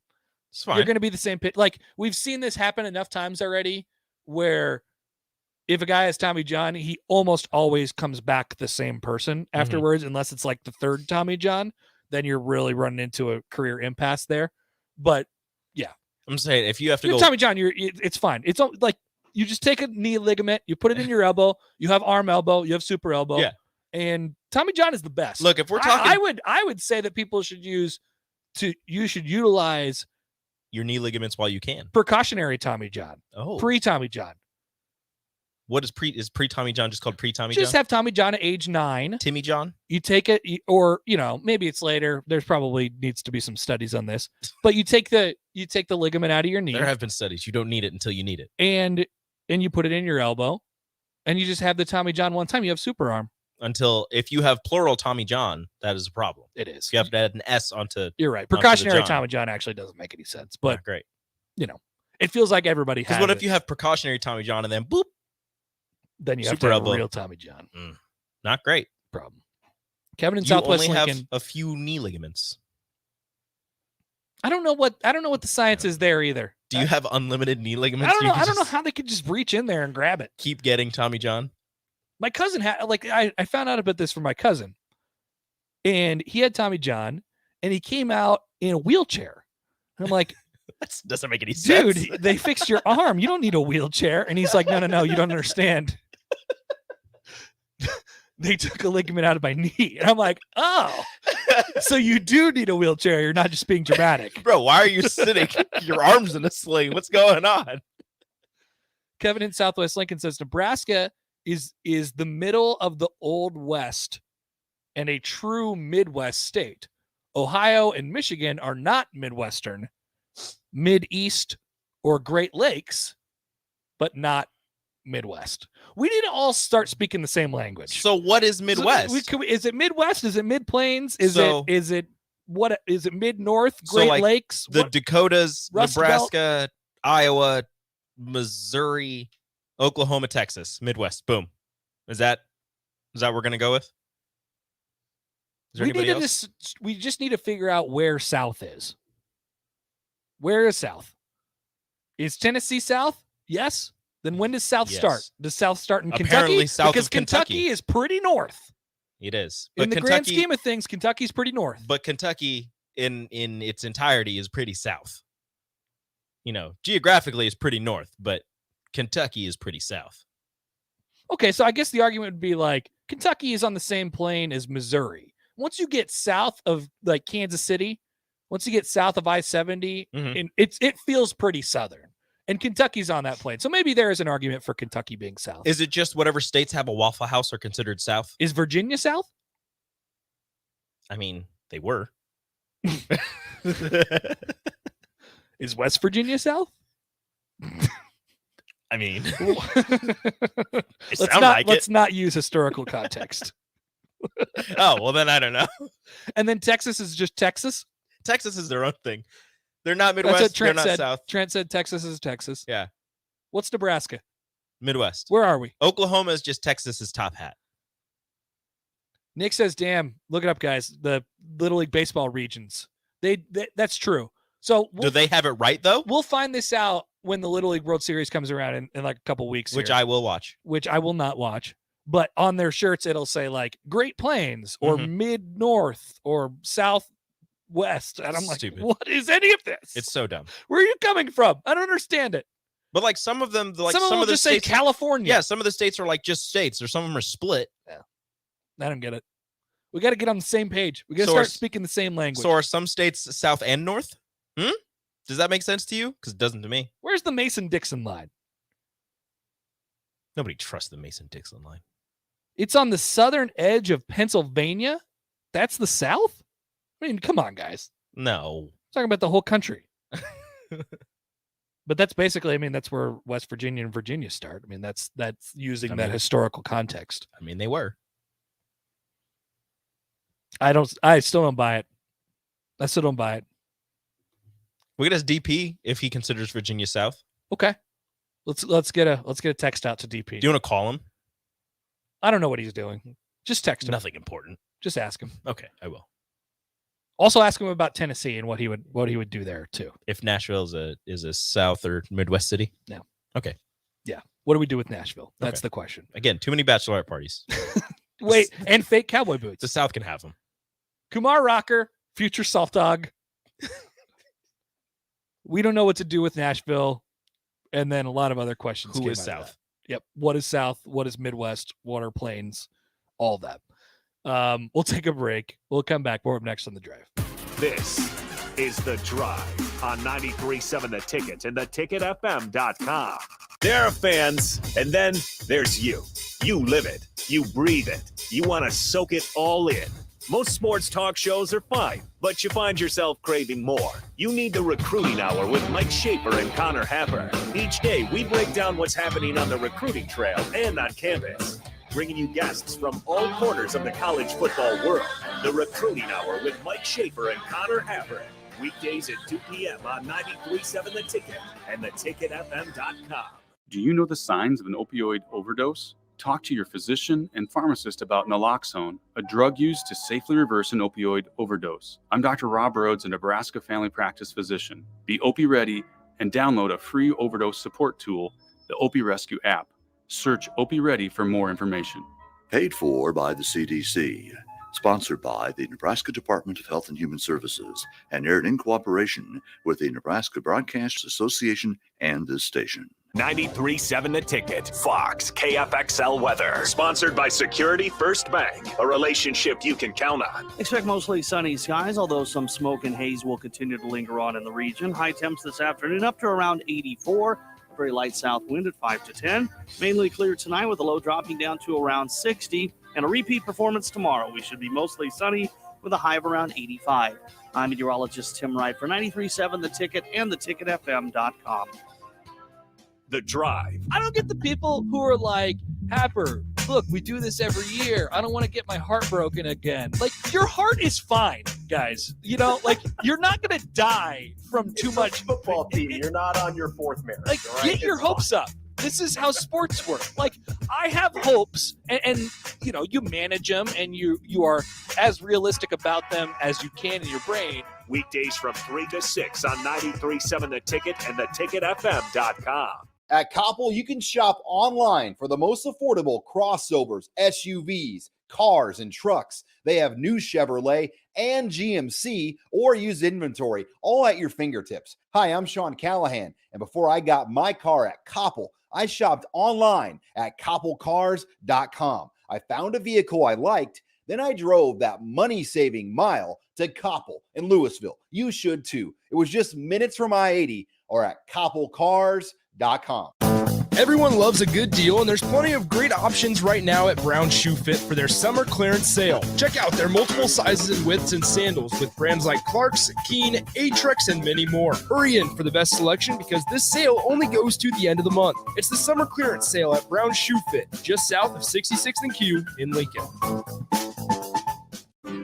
Now that Ken Richards has purchased Brokers Agency, he and his professional staff will continue to provide their clients with the same excellent service under the Brokers Insurance Agency name. Brokers Insurance Agency works with more than 15 companies to help find the best policy for you to avoid any long hassles. Also, if you're looking to get into the insurance business as an independent agent, they have the formula to make that process smooth and successful. Call Ken with Brokers Insurance Agency today at 402-420-5353 or visit brokersinsurancene.com.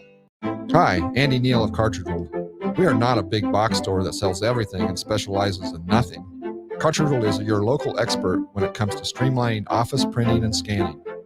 No big box can match our proven no-cost lease program. We customize solutions that supply you with multifunction printers and all the required service just for buying Cartridge World ink and toner at a 30% savings. Call for a no-cost consultation, 464-3455, or go online to cartridgeworld.com. There are fans, and then there's you. You live it. You breathe it. You want to soak it all in. Most sports talk shows are fine, but you find yourself craving more. You need the Recruiting Hour with Mike Schaefer and Connor Happer. Each day, we break down what's happening on the recruiting trail and on campus, bringing you guests from all corners of the college football world. The Recruiting Hour with Mike Schaefer and Connor Happer. Weekdays at 2 p.m. on 93.7 The Ticket and theticketfm.com. The Mercado by Certified Piedmontese Beef is Lincoln's newest full-service butcher shop, offering premium fresh-cut steaks and house-made sausages daily from 8 a.m. to 8 p.m. They exclusively carry certified Piedmontese beef raised right here in Nebraska. When shopping at the Mercado, you're not only supporting local, but also enjoying the official beef of Nebraska Athletics. With prime-grade tenderness and unparalleled nutritionals, your backyard barbecue is about to get a serious upgrade. Stop into the Mercado today, located off 84th and Havelock in Lincoln.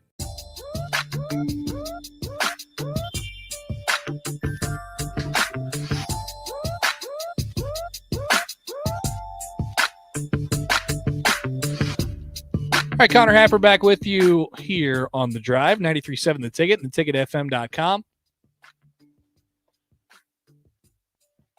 Man, did I love Carson Wentz at one point. And I don't know if this is it for him, but I've had a really hard time just rationalizing that to myself over basically his entire career. After his first season. What is the deal with being out 5 to 12 weeks? What does that mean? I mean, I guess I'm going to take it literally. You're out anywhere between 5 and 12 weeks. If he's out 12 weeks, he's out to like late October. If he's out 5 weeks, he's barely going to miss the start of the season. Carson Wentz, the quarterback of the Indianapolis Colts, plays there for 10 seconds and now is already out for quite some time. I guess it shouldn't be a surprise to anybody. The Colts were like a sneaky hot gambling team this year, have been so far. And now they're in a quarterback situation with basically a couple guys they signed over the last few weeks. I think Jacob Eason is there. They signed somebody else back too, like a veteran. Yeah. I kind of thought Carson Wentz would come back. He would get a fresh new start in Indy and be back under Frank Reich again, and everything would be great. Well, we'll see in 5 to 12 weeks if he'll be okay. Other quarterback thing from the NFL today. This is what I was referencing earlier. Bears fans, hold on to your seats. Oh, Emmett, you Bears guy? Okay. There's a lot of Bears guys around here. This is the type of tweet that would send basically, like if this was about Adrian Martinez, this would send me just spiraling out of control. It comes from ESPN's Louis Riddick today. He said the following. Not going to say how crazy good some of the things I've been told about Justin Fields, the professional, have been thus far. Don't want to hear the It's Only Training Camp brigade puff up their chest and scream at the top of their lungs. But it's been that good. Just saying. I mean, that is the perfect amount of like, okay, I could kind of take this seriously because he acknowledged that it was just training camp. But also, this is the time of year when I allow myself to really dream big about, rookie quarterbacks in particular, and this rookie quarterback in particular, and this franchise in particular. This is like a perfect tornado for Bears fans of like, it's the perfect amount of hype. It's this franchise. It's this guy. It's in the way in which they got him. Like they seemingly stole him out from under a couple other teams as well. Like, what are you thinking right now? And I know we got some Broncos fans who are listeners. I want to hear from you guys at 402-464-5685. Like, what are you thinking if you're a Broncos fan listening to that tweet? It's like, yeah, I know. What are you going to do? You ended up with Teddy Bridgewater. I doubt it. Just knowing the way that NFL fans kind of think and act. If I'm a Bears fan, that just sends me into another stratosphere. Update on my fandom. It's talking about it a little bit today with a couple people. I probably just have to accept the fact that I'm not going to be an NFL team fan. I could try. I could act like I'm a Bears fan. It wouldn't seem that organic. I do like Justin Fields. Maybe I could just say, well, I've been a fan ever since Justin Fields because I love Justin Fields. And maybe that'll eventually be it. But it's going to be hard. I don't know. But I do love Justin Fields. Like I said, want to hear from you guys. 402-464-5685. Kidoba guy says, you're asking for Broncos fans to think? Bold choice. That's rough. But yeah, they're in a bad spot right now. Could have done a lot of things this offseason. Could have traded up. Could have easily traded up.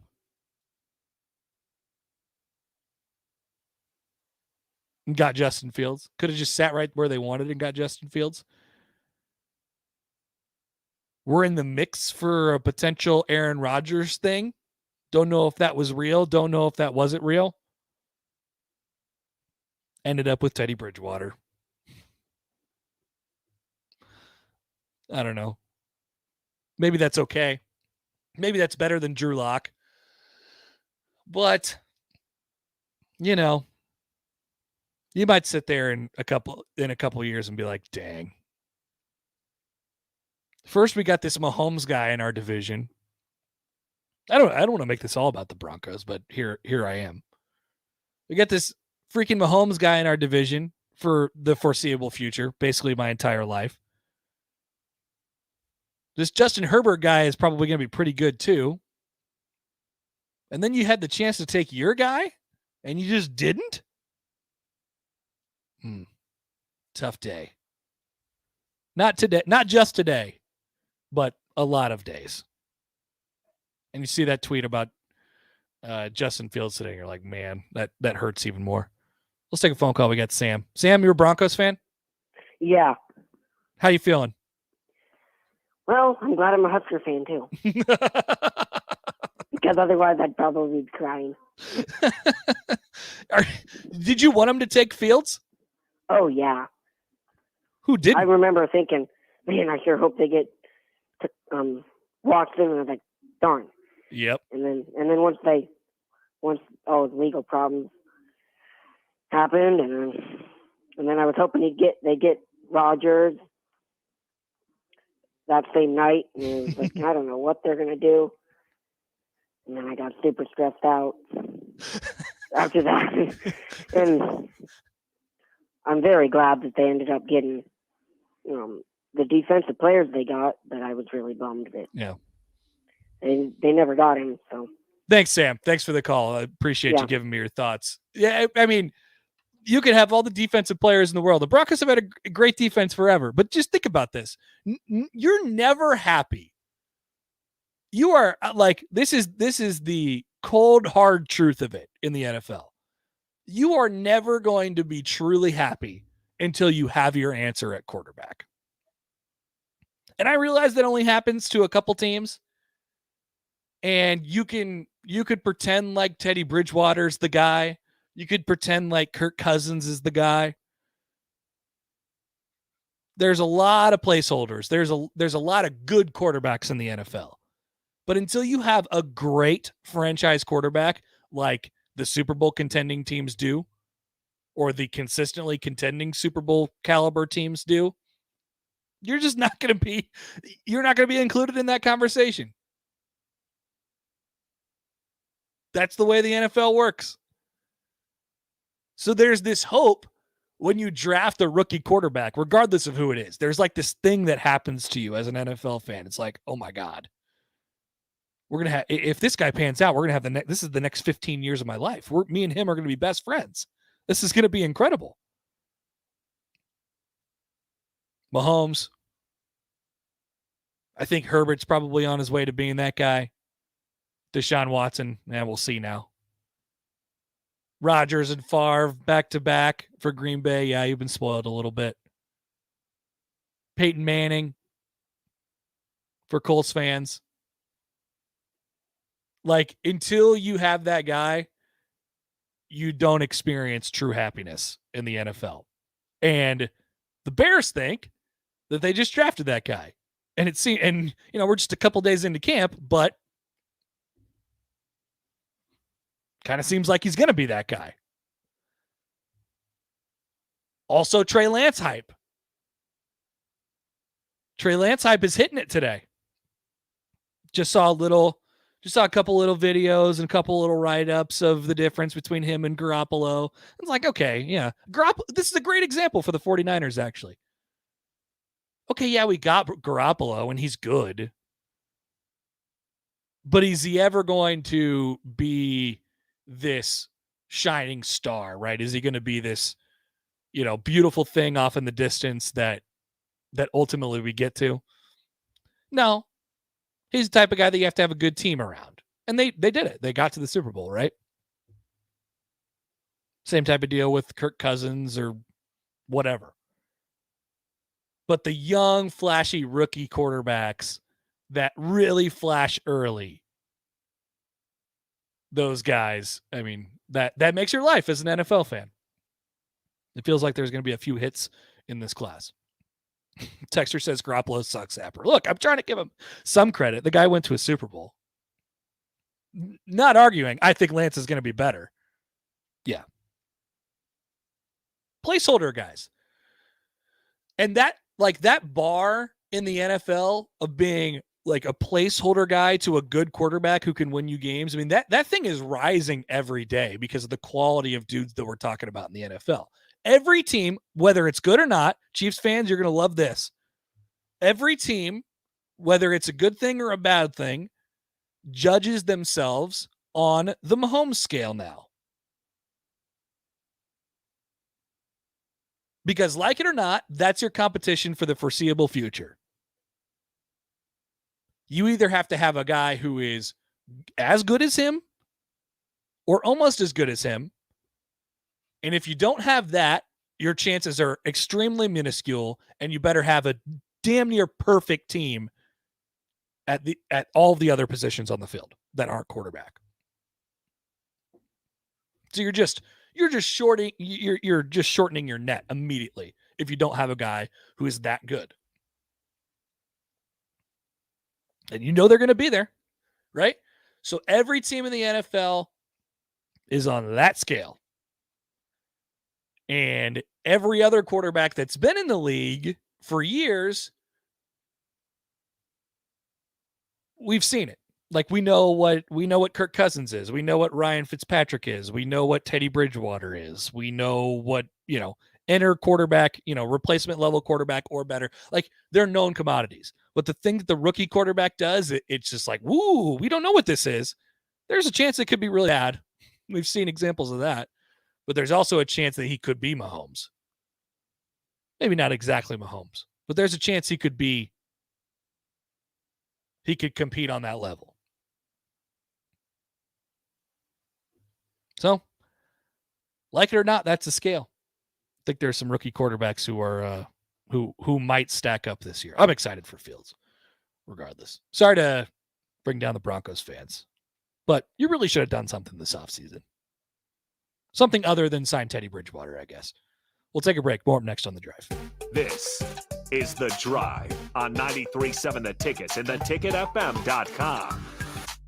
Early break with Sip and Jake. Texas draws almost 100,000 people a game, okay? It's a lot of people. Oklahoma draws 85,000 people a game. After that, what is it? It's Iowa State. It's West Virginia. You know what they draw? In the 50s. Mm-hmm. I mean, what is the Big 12 without Oklahoma and Texas? And who could the Big 12 possibly go get, realistically, that would bring that sort of weight? Early break with Sip and Jake from 6 to 8 every weekday morning. At Koppel, you can shop online for the most affordable crossovers, SUVs, cars, and trucks. They have new Chevrolet and GMC or used inventory, all at your fingertips. Hi, I'm Sean Callahan, and before I got my car at Koppel, I shopped online at koppelcars.com. I found a vehicle I liked, then I drove that money-saving mile to Koppel in Louisville. You should too. It was just minutes from I-80 or at koppelcars.com. Don't you feel so free out here on the lake? Not as free as this soda. Where'd you get free soda? Casey's. Buy 4 fountain drinks, 5th one's free. I love free. Well, then you'll love this. Bought this jerky. Got this free donut. I love free donuts. With Casey's Summer of Freedom sweepstakes, the more you buy, the more you can win, including free Lee Brice concert tickets. Casey's, here for good. No purchase necessary. Void where prohibited. For official rules, visit Casey's.com. There are fans, and then there's you. You live it. You breathe it. You want to soak it all in. Most sports talk shows are fine, but you find yourself craving more. You need the Recruiting Hour with Mike Schaefer and Connor Happer. Each day, we break down what's happening on the recruiting trail and on campus, bringing you guests from all corners of the college football world.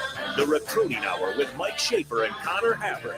Weekdays at 2 p.m. on 93.7 The Ticket and theticketfm.com. In honor of all those who made the ultimate sacrifice in the defense of our nation and for those who are currently deployed on the front lines around the world to ensure the freedoms we enjoy, let us join together as one community, one nation, with one voice to salute our troops. This message courtesy of our good friends at Gaina Trucking and Excavating at 2200 West Panama Road in Martel. Gaina Trucking and Excavating are seeking truck drivers and experienced excavators. If interested, call 402-794-5000 or go online at gainatrucking.com. 93.7 The Ticket, Fox, KFXL weather. Sponsored by John Henry's Plumbing, Heating, and Air Conditioning. Expect mostly sunny skies, although some smoke and haze will continue to linger on in the region. High temps this afternoon up to around 84. Very light south wind at 5 to 10. Mainly clear tonight with a low dropping down to around 60. And a repeat performance tomorrow. We should be mostly sunny with a high of around 85. I'm meteorologist Tim Wright for 93.7 The Ticket and theticketfm.com. At first, I was really nervous and intimidated to buy a ring. I wasn't sure what I was getting into. My experience at Starter Heyman was very easy. I felt like I walked out of Starter Heyman with the ring that was going to make her go wow and say yes. I love my ring. It is so beautiful. I absolutely love my ring. I get compliments on it all the time. I always tell them Starter Heyman. Yeah, we would definitely recommend Starter Heyman. Yeah, it was great. We're definitely coming back. Sure. Sauter Heyman Jewelers, Lincoln and Grand Island. SauterHeyman.com. Everyone loves a good deal, and there's plenty of great options right now at Brown Shoe Fit for their summer clearance sale. Check out their multiple sizes and widths in sandals with brands like Clarks, Keen, Atrex, and many more. Hurry in for the best selection because this sale only goes to the end of the month. It's the summer clearance sale at Brown Shoe Fit, just south of 66th and Q in Lincoln. Welcome to this demonstration of the SAL 5000, the world's first fully self-aware computer. How are you, Sal? I'm fine, Dave. Let's start with basic mathematics. Sal, if someone won $1,000 a day for life playing Lucky for Life from the Nebraska Lottery, how much would they have after 1 week? $7,000, Dave. After 1 year? $365,000, Dave. After 10 years? $3,650,000, Dave. Well done, Sal. Let's go on to advanced physics. I don't think so, Dave. I'm going to a Nebraska Lottery retailer to buy a Lucky for Life ticket. Since my circuitry will last for 100 years, I would very much like to win $1,000 a day for life. Ladies and gentlemen, please calmly proceed to the exits. Do whatever you like, Dave. I've called myself a taxi using your smartphone. Lucky for Life, drawing 7 days a week. Top prize odds 1 in 30 million. Must be human to play. I'm turning off your mic, Chris.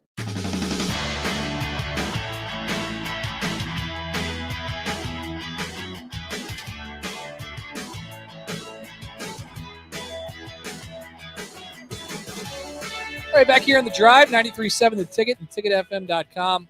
Connor Happer with you this afternoon. We'll get through some more camp stuff in the 5 o'clock hour. We'll talk some more realignment and the focus of that conversation as well.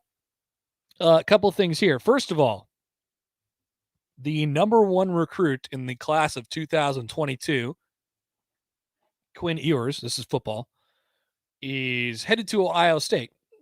Not really news, except for when I add the word now. The number one recruit in the class of 2022 is headed to Ohio State now, right before Ohio State is set to kick off their fall camp.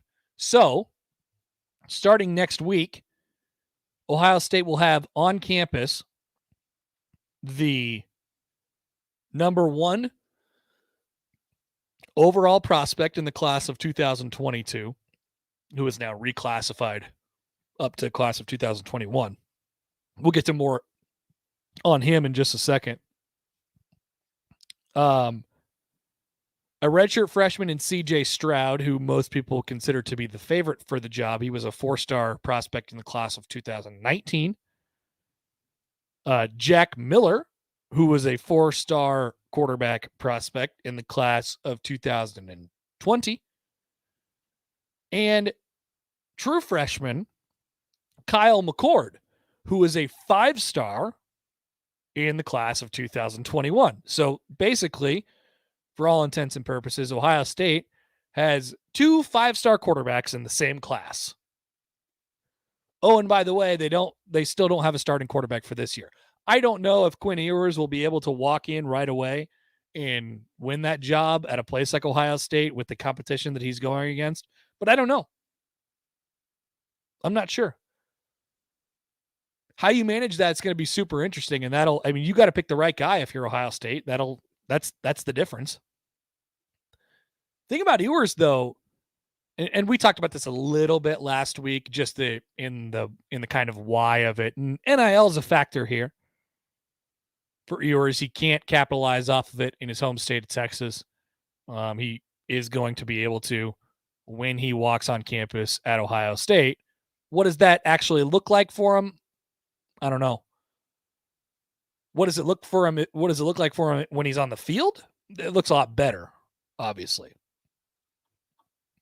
Ewers, though, is considered to be a quarterback recruit at the level of Trevor Lawrence.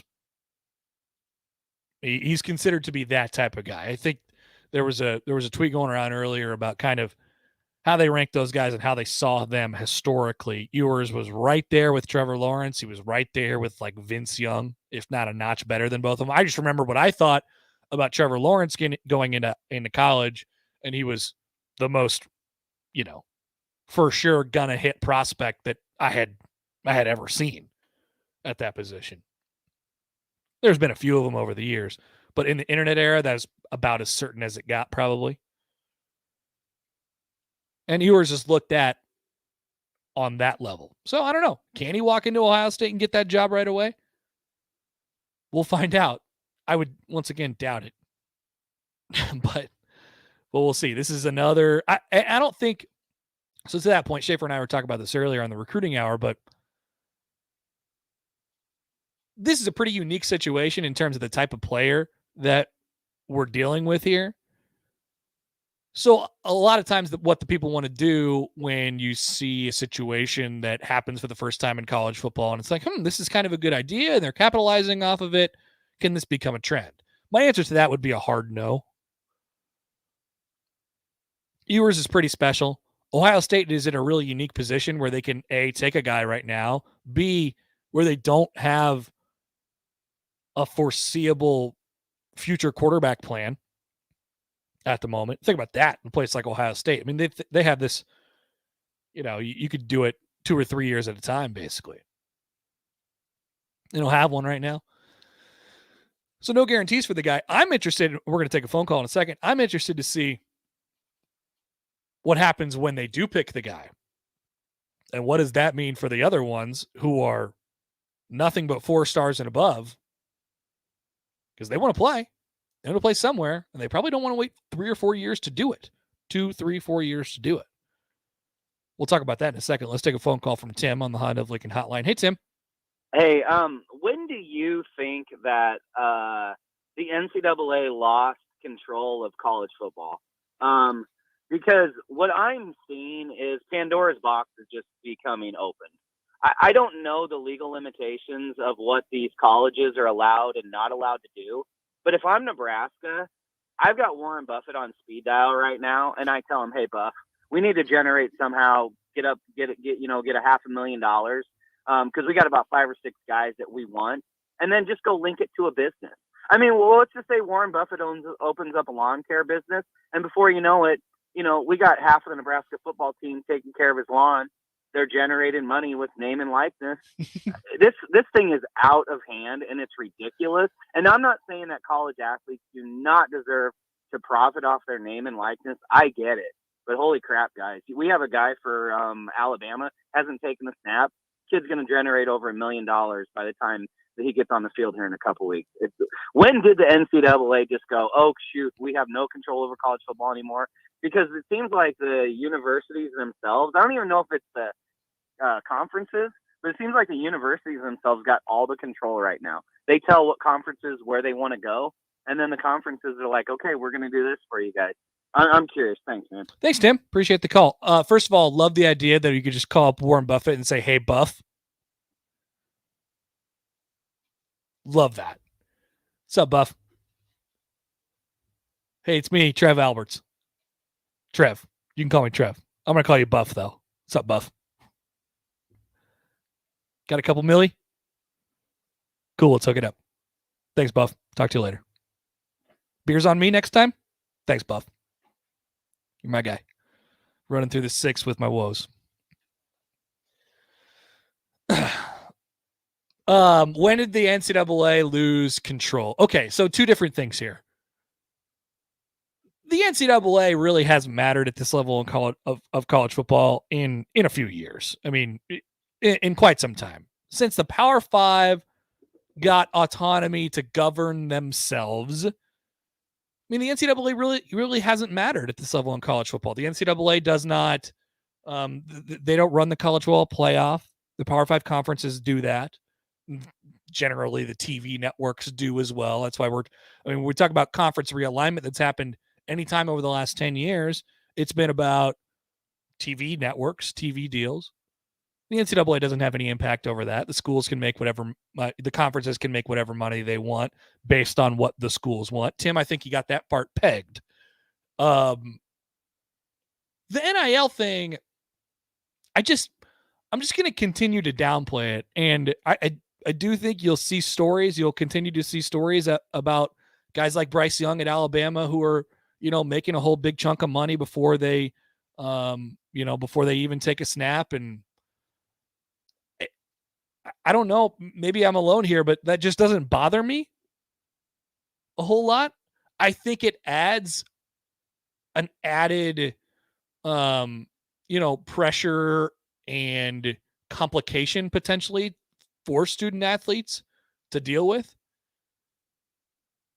But ultimately, that's going to be on them. They have to decide what's worth it for them. That's a big boy decision, yes. Also, companies and people who are willing to just throw all this money at student athletes, you have to decide whether that's a worthy investment or not. So I just don't know how much that's really going to be out there. Adrian Martinez will do well off this, right? Guys like Bryce Young, everybody wants a chance at the quarterback, right? As your spokesperson or a spokesperson or a guy just, pimping your app, whatever it is.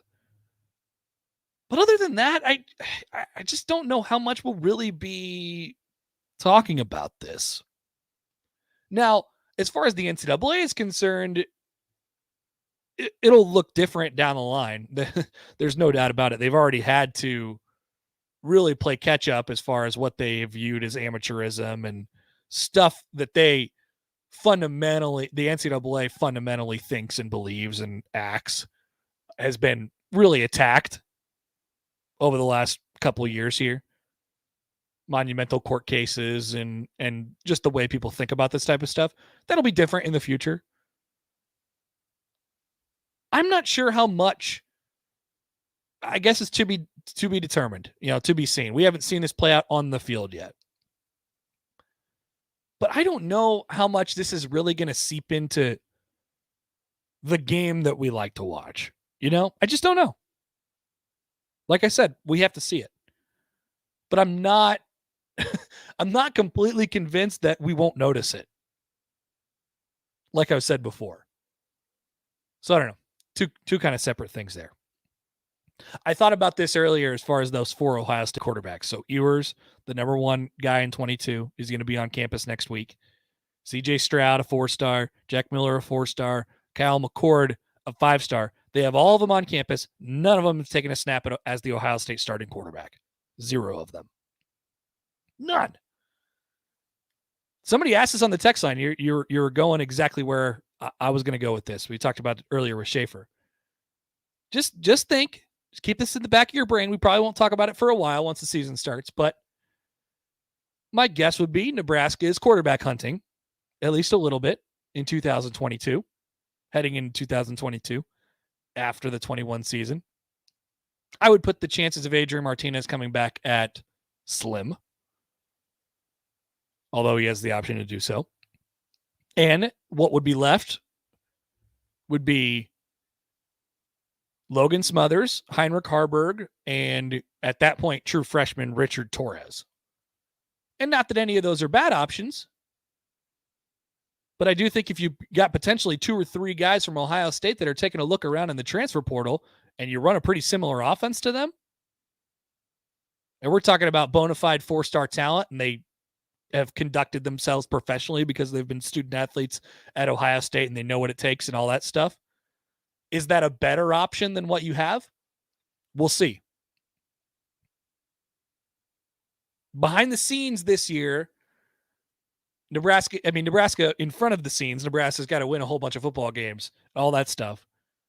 Behind the scenes, you'd love to have a leg up on who your 2022 quarterback is going to be, because that slate gets wiped blank after this season, in my opinion. I don't envision too many scenarios where Adrian's back, but I don't know. So keep that in mind. Keep that in mind as we continue on through the season. All right, like I said, want to hear from you guys, 402-464-5685. We'll take a few texts, calls, whatever you guys have on the other side. Get to a few things from camp and more next on The Drive. This is The Drive on 93.7 The Ticket and theticketfm.com.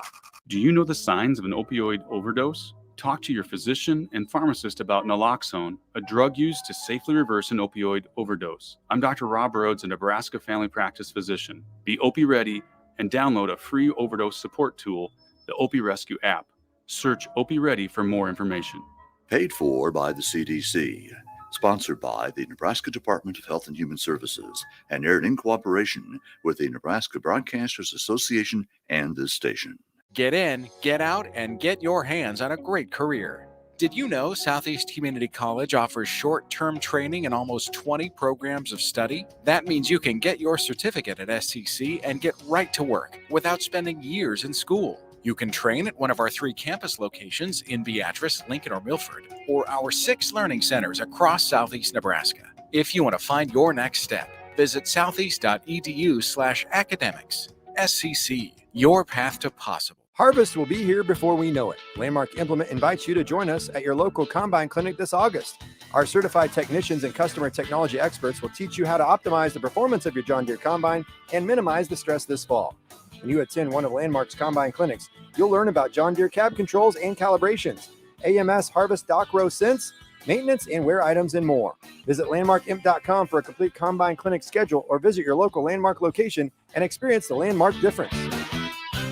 Welcome to this demonstration of the SAL 5000, the world's first fully self-aware computer. How are you, Sal? I'm fine, Dave. Let's start with basic mathematics. Sal, if someone won $1,000 a day for life playing Lucky for Life from the Nebraska Lottery, how much would they have after 1 week? $7,000, Dave. After 1 year? $365,000, Dave. After 10 years? $3,650,000, Dave. Well done, Sal. Let's go on to advanced physics. I don't think so, Dave. I'm going to a Nebraska Lottery retailer to buy a Lucky for Life ticket. Since my circuitry will last for 100 years, I would very much like to win $1,000 a day for life.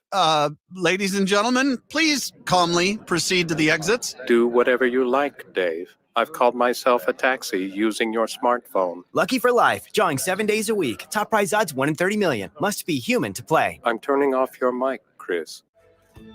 Allo provides so much more. Safer screen time, more of the channels you love, and real peace of mind.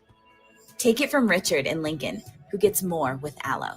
The internet is twice as fast as competitors, and the whole package is saving me $60 per month. As a retired veteran, this extra money is fantastic. So switch to Allo today. Go to allofiber.com/providing more.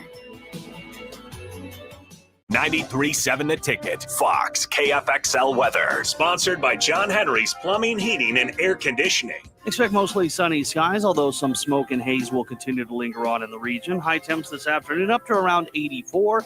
Very light south wind at 5 to 10. Mainly clear tonight with the low dropping down to around 60. And a repeat performance tomorrow. We should be mostly sunny with a high of around 85. I'm meteorologist Tim Wright for 93.7 The Ticket and theticketfm.com.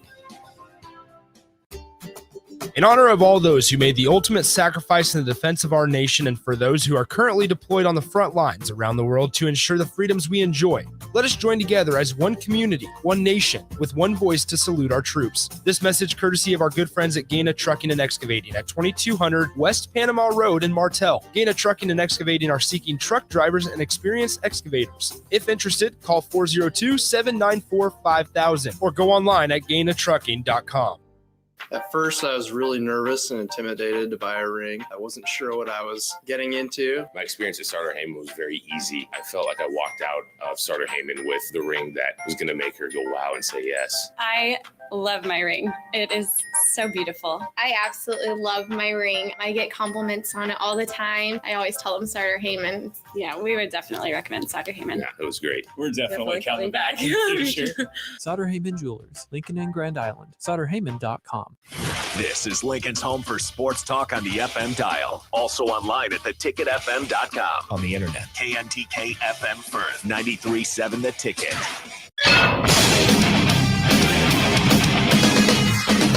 93.7 The Ticket sports news go now.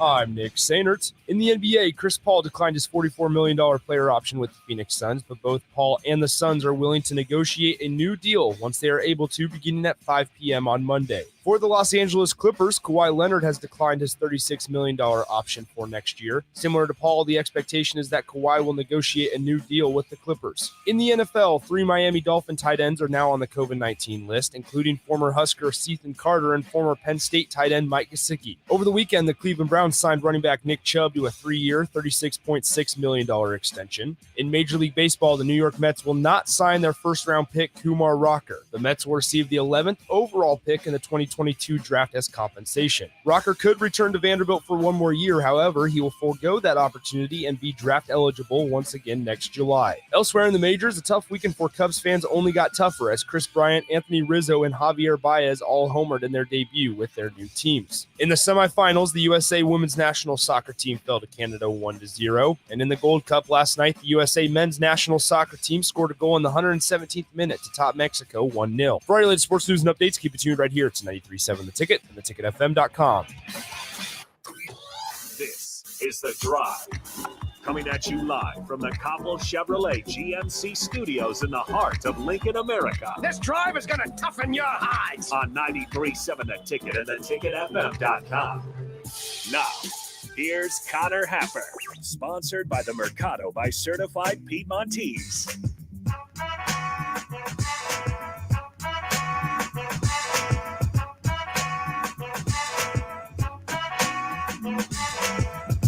Welcome back in, 5 o'clock hour of The Drive here on 93.7 The Ticket and theticketfm.com. Connor Happer with you this afternoon. Got a chance to get over there and chat with a couple Husker defensive coaches and players earlier today. Talked about it a little bit earlier. I just, I really like the vibe from the defense. What? You look at that. Rico just turned around and looked at me like he was that. What's the little squirrel that they put up on the scoreboard at the Minnesota games when the guy's kicking the field goal and they want him to miss? It's a squirrel, and he looks at it like, "Why'd you do that? You looked at me all crazy." I like the vibe. I'm sorry. I like the vibe. It's probably just as good as running through the 6 with my woes. I got to get off that somehow. But that was good. And so we'll get a chance to see what the offense is talking about on Wednesday. There was there's a couple more things that I want to get into about what Scott Frost said last week that I really like, that kind of lend its hand toward this camp probably not being the most, I said it earlier, but it won't be the most Kool-Aid. Like if you're searching, if you're out there looking for Kool-Aid, it's like, man, I need something. I need something to make me feel good. I don't think there's going to be a moment this fall camp where you're going to be like, oh, this is awesome. Probably won't happen. But this stuff can be, the silence can be good. The confidence I think that the defense is walking around with, considering, like, there's nothing to really hark about. There's nothing to say, oh man, we put up these numbers, or we got this new guy and he's going to change the way we look and change the way we play. Or there's nothing like that. There is at least nothing like that wouldn't sound, hyperbolic at this point. So they're taking a relaxed approach with it, knowing what they're capable of. We got a defensive unit that's played a lot of snaps together. We know where we're doing. We know where we're going. We know where our leadership is. That's Kool-Aid for me. That's Kool-Aid for my ears. That's the stuff that I like to hear. That's the stuff that I think coaches like to hear as well. That's where they can really, really dig in and do some different stuff. So we'll see how that manifests itself. But like I said, won't be the most intriguing camp as far as the defense is concerned. Offense, we may get some fireworks, but we'll see. I wanted to take a quick detour and talk about this round of realignment in college athletics. As just there's a new piece to the whole Texas-Oklahoma thing every day. And I think the Baylor president was speaking today, and he was talking about how they operate on 50% of Texas's budget and how they're definitely not going to get invited to the SEC, and they don't anticipate anybody else from the Big 12 and getting invited to the SEC. Is like, geez, man. Like, yeah, I mean, I guess it's good you're finally saying it out loud. We all knew you weren't going to the SEC, and we knew you operated on 50% of Texas's budget too. But I don't know. I guess it's good you're saying it out loud. But the thing that I was told from the very start, the thing that had been really talked about when this thing was firing up a couple weeks ago, was that this round of realignment wasn't going to be decided, wasn't going to be about TV money. It was going to be about something else. We can't figure out what that thing is. Texas and Oklahoma, right? Well, the more that I've come to understand this over the last 2 weeks, the more that I think it is about TV money. So I'm not sure where we started coming up with that. Well, it's not about the TV money anymore because TV contracts are obsolete. Like, no, I mean, the next TV deal, while it will be different because we're not going to be dealing with exclusively cable subscribers and cable providers anymore. There'll be streaming in there and stuff like that, other things that you could do. It won't look exactly the same, but it'll be worth more money. Like, the money is always going to drive this, and the money is always going to be in TV. So for this not being about TV money, I've seen a lot of conversations about TV money lately.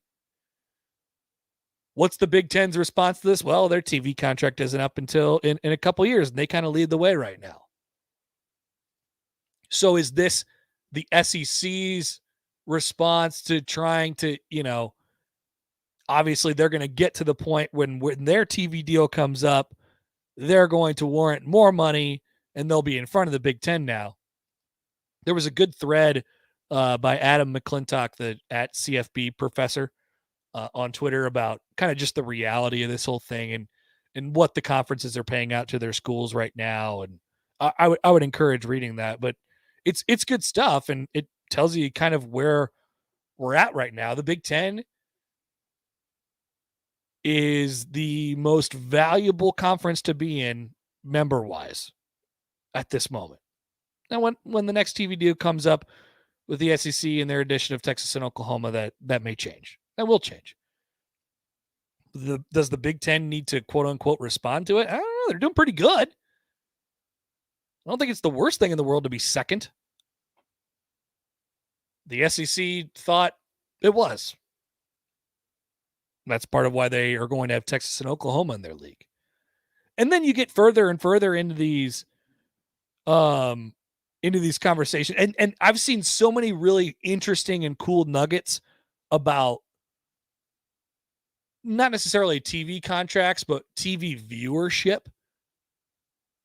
Considering, I mean, I was talking about that Athletic article last week, where Texas and Oklahoma are basically responsible for like 70+% of what the Big 12 was doing revenue-wise from their TV partners, considering what it means. Now, it doesn't exactly equate like this, but viewership-wise, Texas and Oklahoma were responsible for like every game that anybody watched in the Big 12. And that's the only reason that TV networks will pay out that type of money, because they can get those type of viewers. They're not paying for West Virginia and Iowa State. Although that may be a good game sometimes, maybe a top 10 game occasionally. That's not what they're paying for, because nobody's watching it, right? It'll always kind of lie with the Texases, the Oklahomas. Nebraska's a part of that conversation, right? That's why Nebraska is always going to be kind of a valued member here. Ohio State, Michigan. People watch those teams on TV. Sam McEwen put just a couple really interesting nuggets in the World Herald today. I want to read them both to you. It says 94.2% of the top 35 most viewed games involving Big Ten teams since 2018. So top 35 most viewed games involving Big Ten teams over the last 3 seasons. Ohio State, Michigan, and Penn State were involved in 33 of them. 2 exceptions. Wisconsin, Oregon in the 2020 Rose Bowl, and then the 2019 Wisconsin-Minnesota game, and I think they were both top 10 teams. Maybe not Wisconsin. They were close. Wisconsin ended up winning that game. He says this isn't entirely surprising, as Ohio State is the league's best team playing in the biggest games, but it's a reminder that the league's balance of power tilts heavily toward the big 3. And then he also added this. Bowl games for Nebraska in 3 years. I thought this was a crazy stat, which has indisputably hurt the program's national visibility. So when we talk about bowl games and needing the practice, I mean, man, do they need a bowl trip for a lot of different reasons. But listen to this. The 2019 Illinois-Cal game, which I believe was like the Foster Farms Bowl or whatever iteration of the Foster Farms Bowl, the Red Box Bowl, maybe. 2019 Illinois-Cal, which nobody really cares about, had 1.87 million viewers.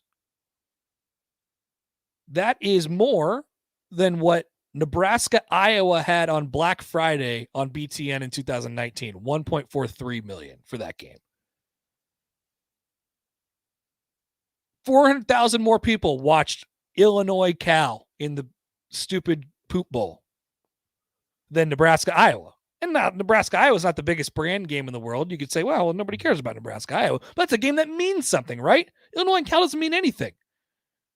Sam says one reason bowl games matter is, well, people watch the heck out of them. Michigan State Wake Forest in the Pinstripe Bowl had 3.8 million viewers. That's more viewers than every Nebraska game in the past 3 years, with the exception of their 3 games against Ohio State. I thought those numbers were insane. What? I had no idea. Michigan State, Wake Forest, and the Pinstripe Bowl? People are watching this? Is it just degenerate gamblers? Just people in their bowl pools? I had no idea that that was happening. So yeah, Nebraska needs a bowl game. They need it for a lot of different reasons. They need it because it would signify a generally successful season. Developing young guys and bowl practices, stuff like that. Lightening up on the negativity of the offseason. But also it's awesome for visibility. I could not believe that. Michigan State Wake Forest in the Pinstripe Bowl had more viewers than every Nebraska game in the past 3 years, outside of their Ohio State games, which people watch Ohio State. And that's Nebraska too. And that, like, Nebraska's not that's not a bad brand. Obviously not getting watched on the national level as much as Ohio State and Texas and Oklahoma are, or Alabama or whatever. But, jeez. Couldn't believe that. Like I said, want to hear from you guys. 402-464-5685. The Honda of Lincoln hotline and the Starter Heyman text line. So yeah, I mean, I thought that this whole conversation wasn't really about TV deals, TV contracts anymore. It just feels like the more time that has gone on here, the more it just becomes about TV deals, which is fine. I don't want it to all be about the TV deals. Like I'll go on the soapbox again. Maybe this is my long way of saying it's not fine. Like, I mean, if that is the end all be all, if Texas and Oklahoma are truly going to the SEC because they're going to join on in a league that will have the largest member payout to each school because of Oklahoma and Texas's addition, obviously, at the end of their TV deal. And I mean, how much money are we talking about per school? Enough to make a really big difference. But my question at the heart of it all with the money piece is like, everybody's like, hey, more money. Okay, well, you can rationalize it that way. But what are you using the money for? There are programs that get, and I'm not saying having money is a bad thing, but I am saying that there's a lot of programs around the country who use their money in an efficient way. And why are they able to do that? Because they hire the right coaches. Bottom line is you have to hire the right coaches. Other than that, you're just like what Nebraska's been since they've been in the Big Ten. What's Nebraska's Big Ten money gone toward? Paying buyouts. That's it. I mean, obviously, buyout money comes from a lot of different places, but one time, what was the school that had the one-time donation just to get the pay the coach's buyout and say, see you later? I think I was in the SEC recently. Okay, let's just take care of it. Let's call up our best booster. Can you give me $3 million? We'll get this coach out of here. All right, cool. That's like what Tim said. Hey, Buff. That would never happen, by the way. That would never happen. What's all this money going toward? What are you doing with it? How efficient? You still have to be efficient with it. I mean, maybe a better example of this is Texas. What's Texas going to do with all their newfangled SEC money? Pay Steve Sarkisian's buyout when he gets fired in 3 years? That'll be part of it. Hire the next new hot coach who comes around for $8 million a year. Money can buy it. Sure. But ultimately, what are you doing? You have to have the right person in place. That's why the teams and the programs who do it, like, I just have a lot of respect for the teams and the programs who do it organically. There are so many inherent advantages that the Oklahomas and the Texases and blue blood programs around the country have for being in the conferences that they're in and, having the boosters and the donors that they have, fan bases, stuff like that. All that stuff is just built in. If you can build that thing organically,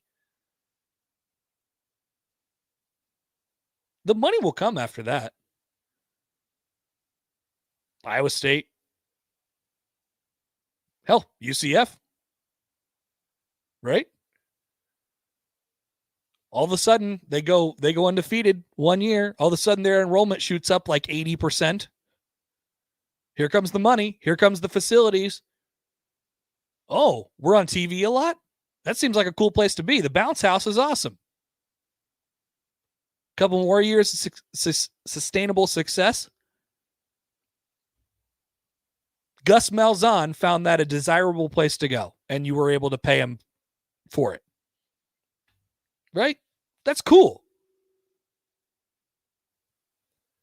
But I see a lot of places around the country that are just, paying coaches to pay coaches and, paying by. Look, you got the money, so you got to do something with it, right? It's not going to do you any good just sitting there. But ultimately, you still got to do it right. I don't know. I hope that doesn't get lost in the arms war of the whole thing, because the only topic that I hear all the time around this whole SEC thing is, well, the SEC is just going to have a leg up on everybody, and they will. They'll have more money. They'll have more money to distribute out to their schools. They'll have, more visibility. They'll get a great TV deal, all that stuff. People will be chanting SEC, SEC all the time. But it's not about who makes the most money. It's about who most efficiently spends the money that they have. It's always been about that. And it will always be about that. Texas can join whatever conference it wants and can get whatever payout they can get, but they're still going to have to end up buying out that coach if they perceive him as a failure. Right? I don't know. I want to hear more from you guys. 402-464-5685. We'll come back, get into a few things from practice and more next on The Drive. This is The Drive on 93.7 The Ticket and theticketfm.com. Harvest will be here before we know it. Landmark Implement invites you to join us at your local Combine Clinic this August. Our certified technicians and customer technology experts will teach you how to optimize the performance of your John Deere Combine and minimize the stress this fall. When you attend one of Landmark's Combine Clinics, you'll learn about John Deere cab controls and calibrations, AMS harvest dock row sense, maintenance and wear items, and more. Visit landmarkimp.com for a complete Combine Clinic schedule or visit your local Landmark location and experience the Landmark difference. In honor of all those who made the ultimate sacrifice in the defense of our nation and for those who are currently deployed on the front lines around the world to ensure the freedoms we enjoy, let us join together as one community, one nation, with one voice to salute our troops. This message courtesy of our good friends at Gaina Trucking and Excavating at 2200 West Panama Road in Martel. Gaina Trucking and Excavating are seeking truck drivers and experienced excavators. If interested, call 402-794-5000 or go online at gainatrucking.com. So Planet Fitness is only $10 a month with no commitment. Pretty sweet. That's $10 a month to be in a thumbs up emoji place. Yes, I just said thumbs up emoji. It means that you're in the judgment-free zone. That's $10 a month. Join in club or online at planetfitness.com. The world judges. We don't. Planet Fitness. Be free. 2 Lincoln locations, just east of 27th and Folkways and 48th and Van Dorn. Annual membership fee applies. Participating locations only. See club for details. The Drive. You go into the season with some sort of hope, with some sort of optimism, and yeah, you might get punched in the gut. It might not go well for you, but guess what? You're not going to physically die from it. Your heart can, in fact, take it. Just as a disclaimer here, we are not medical professionals. If you do have a heart condition, talk to your doctor before watching any Husker. I don't want to get my heart broken again. Suck it up. Weekdays from 3 to 6 on 93.7 The Ticket and theticketfm.com. Keep your home comfort system running efficiently with ESP from Bryant. Get total system checks twice each year and never pay overtime on service calls. Bryant Air Conditioning and Heating. Call 467-1111. Don't you feel so free out here on the lake? Not as free as this soda. Where'd you get free soda? Casey's. Buy 4 fountain drinks, 5th one's free. I love free. Well, then you'll love this. Bought this jerky. Got this free donut. I love free donuts. With Casey's Summer of Freedom sweepstakes, the more you buy, the more you can win, including free Lee Brice concert tickets. Casey's, here for good. No purchase necessary. Void where prohibited. For official rules, visit Casey's.com. 93.7 The Ticket. Fox KFXL weather. Sponsored by John Henry's Plumbing, Heating, and Air Conditioning. Expect mostly sunny skies, although some smoke and haze will continue to linger on in the region. High temps this afternoon up to around 84. Very light south wind at 5 to 10. Mainly clear tonight with the low dropping down to around 60. And a repeat performance tomorrow. We should be mostly sunny with a high of around 85. I'm meteorologist Tim Wright for 93.7 The Ticket and theticketfm.com. Rosie's Sports Bar and Grill has been your go-to in South Lincoln for years. And now they're opening a second location downtown. Rosie's is opening the first week of August at 10th and P, and they can't wait to be Lincoln's premier Nebraska party bar with a sidetrack band every Friday night of home games and all day Saturday for Nebraska home football games. With 34 TVs that are 65 inches or bigger, you'll always have a great view for all the games. Make sure to check out the new Rosie's Sports Bar and Grill opening the first week of August at 10th and P.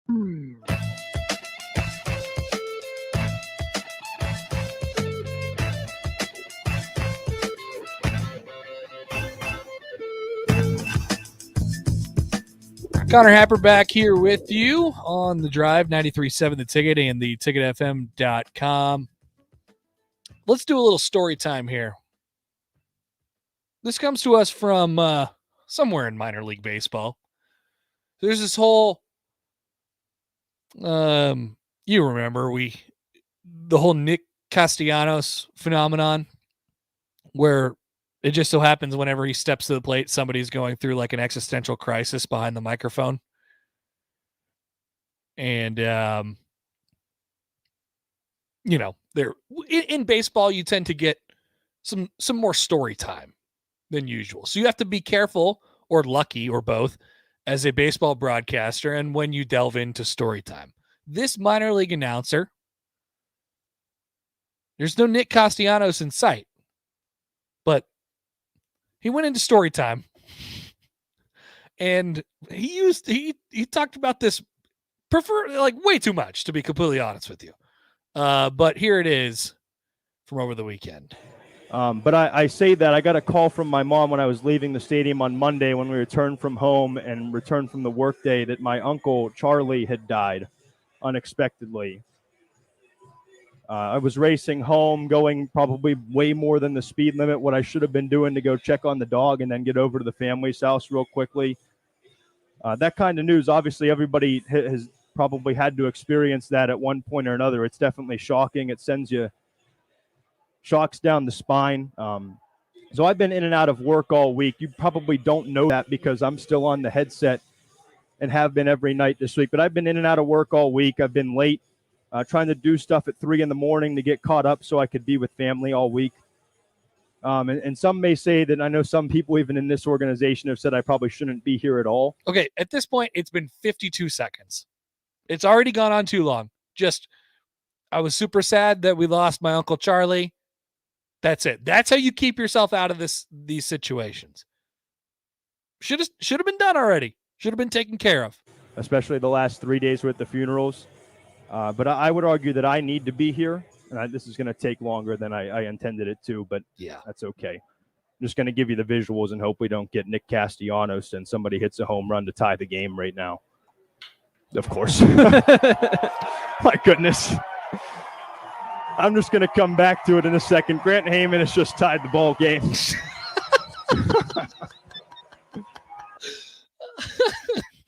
He even called it. He even knew it was going to happen. I'm just going to sit here. I'm going to continue telling this really painful story that wouldn't end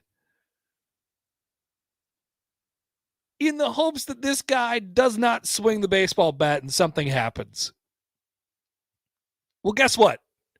Here's your sign. Stop telling the story. Guy hit a home run immediately. You've been Castellanos. This is your sign. Oh, that's going to put a wrench in my whole thing. But I love it. I needed this. I told the family today when I walked out, I need them to win tonight. So it's kind of a perfect time.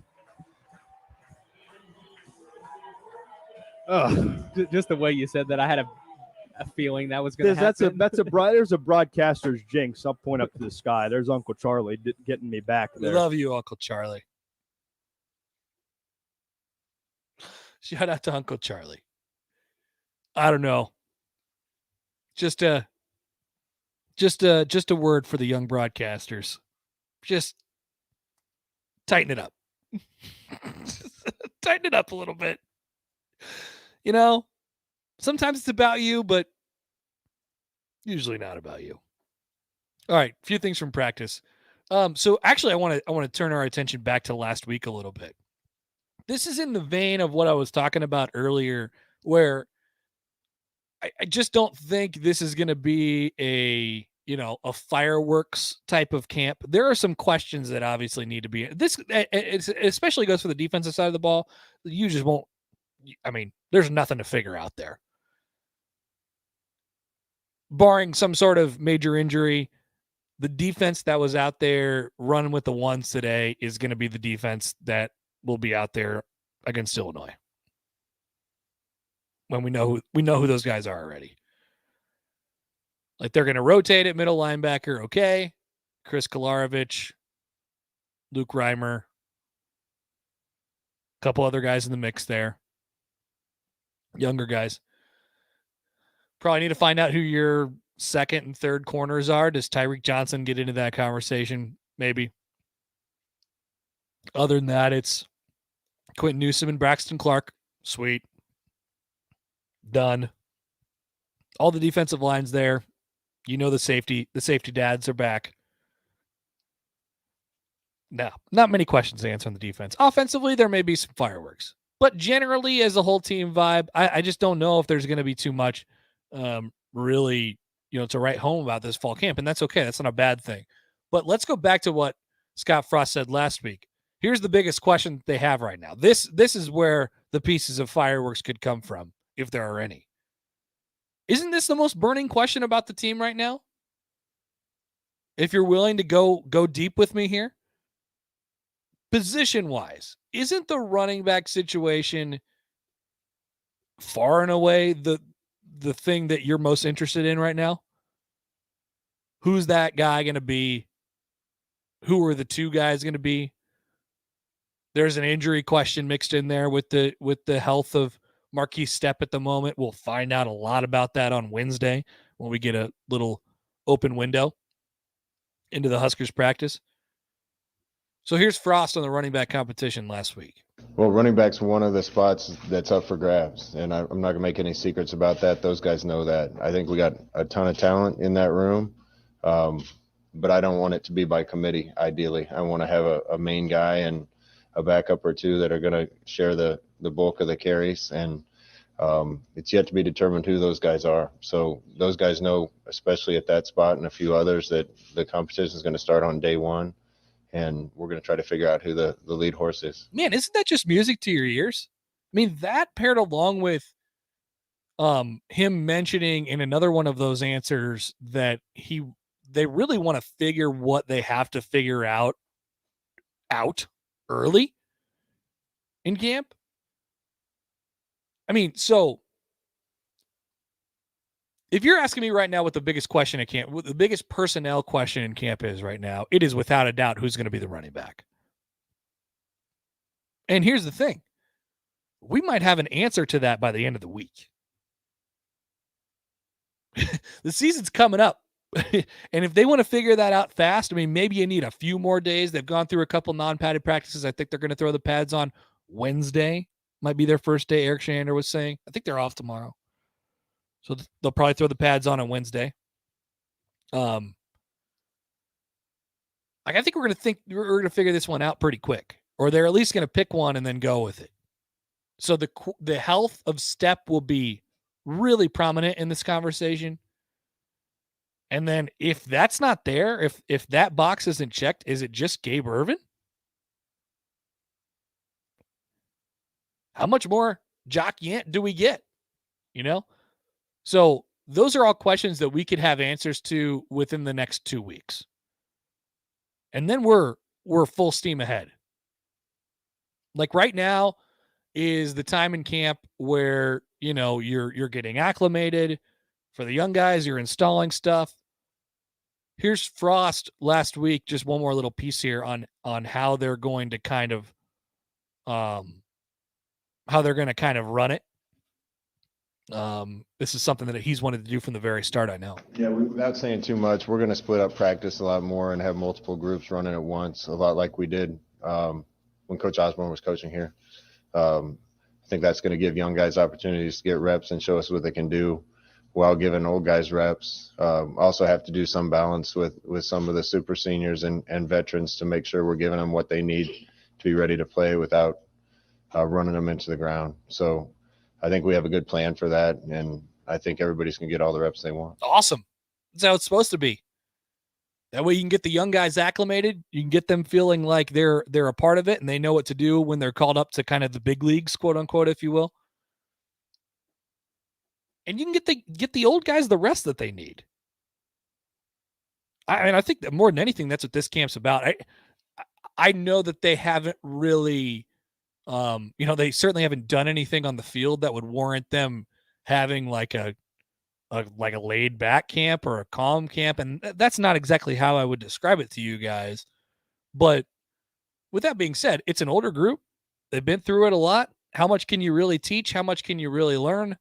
It just feels like they're going to, really, really try to manage that as much as they can. So with that being said, we should have some of our questions answered about where this thing is going within the next couple of weeks. I guess maybe right guard too. I mean, that was the thing in the spring. So we'll get a better thought on that maybe starting Wednesday. But I'm super intrigued. I really, really, really wonder what's going to happen at that running back spot. They need to figure it out, obviously. I know a lot of people would put wide receivers in that same kind of category. I don't think Scott Frost would. Yeah, receiver is another spot where there's going to be competition. And not necessarily because we don't know who some of our lead guys are going to be, but a bunch of receivers get an opportunity to play, and I want to find out who the best ones are. And the depth and talent at that position is the best it's been since I've been at Nebraska. So we're going to get the young guys opportunities to get reps and show us what they can do. And I'm anxious to see who comes out on top of that. That wide receiver spot should help ease the kind of concerns at the running back spot. That is knowing that you found a guy. Like if you do find a guy, which they intend to, and maybe they have already,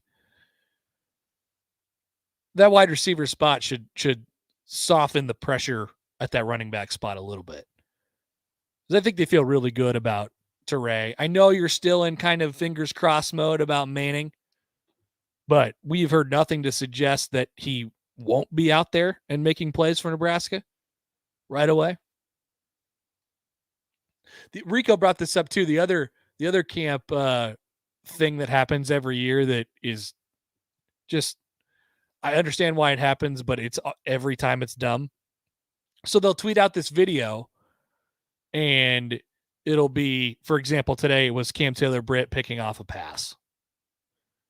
And you're like, oh God, Cam Taylor-Britt picked off a pass. Awesome. But who threw that? Who was it? Who underthrew that wide receiver? How bad was that? Obviously, it was the starting quarterback. It feels like I'm speaking out of both sides of my mouth when I say this. When I say both, I want you guys to be excited and I want you guys to drink as much Kool-Aid as you can find, but also please God, don't make anything about the 5-second video clips that you see on Twitter. Chill. Chill out.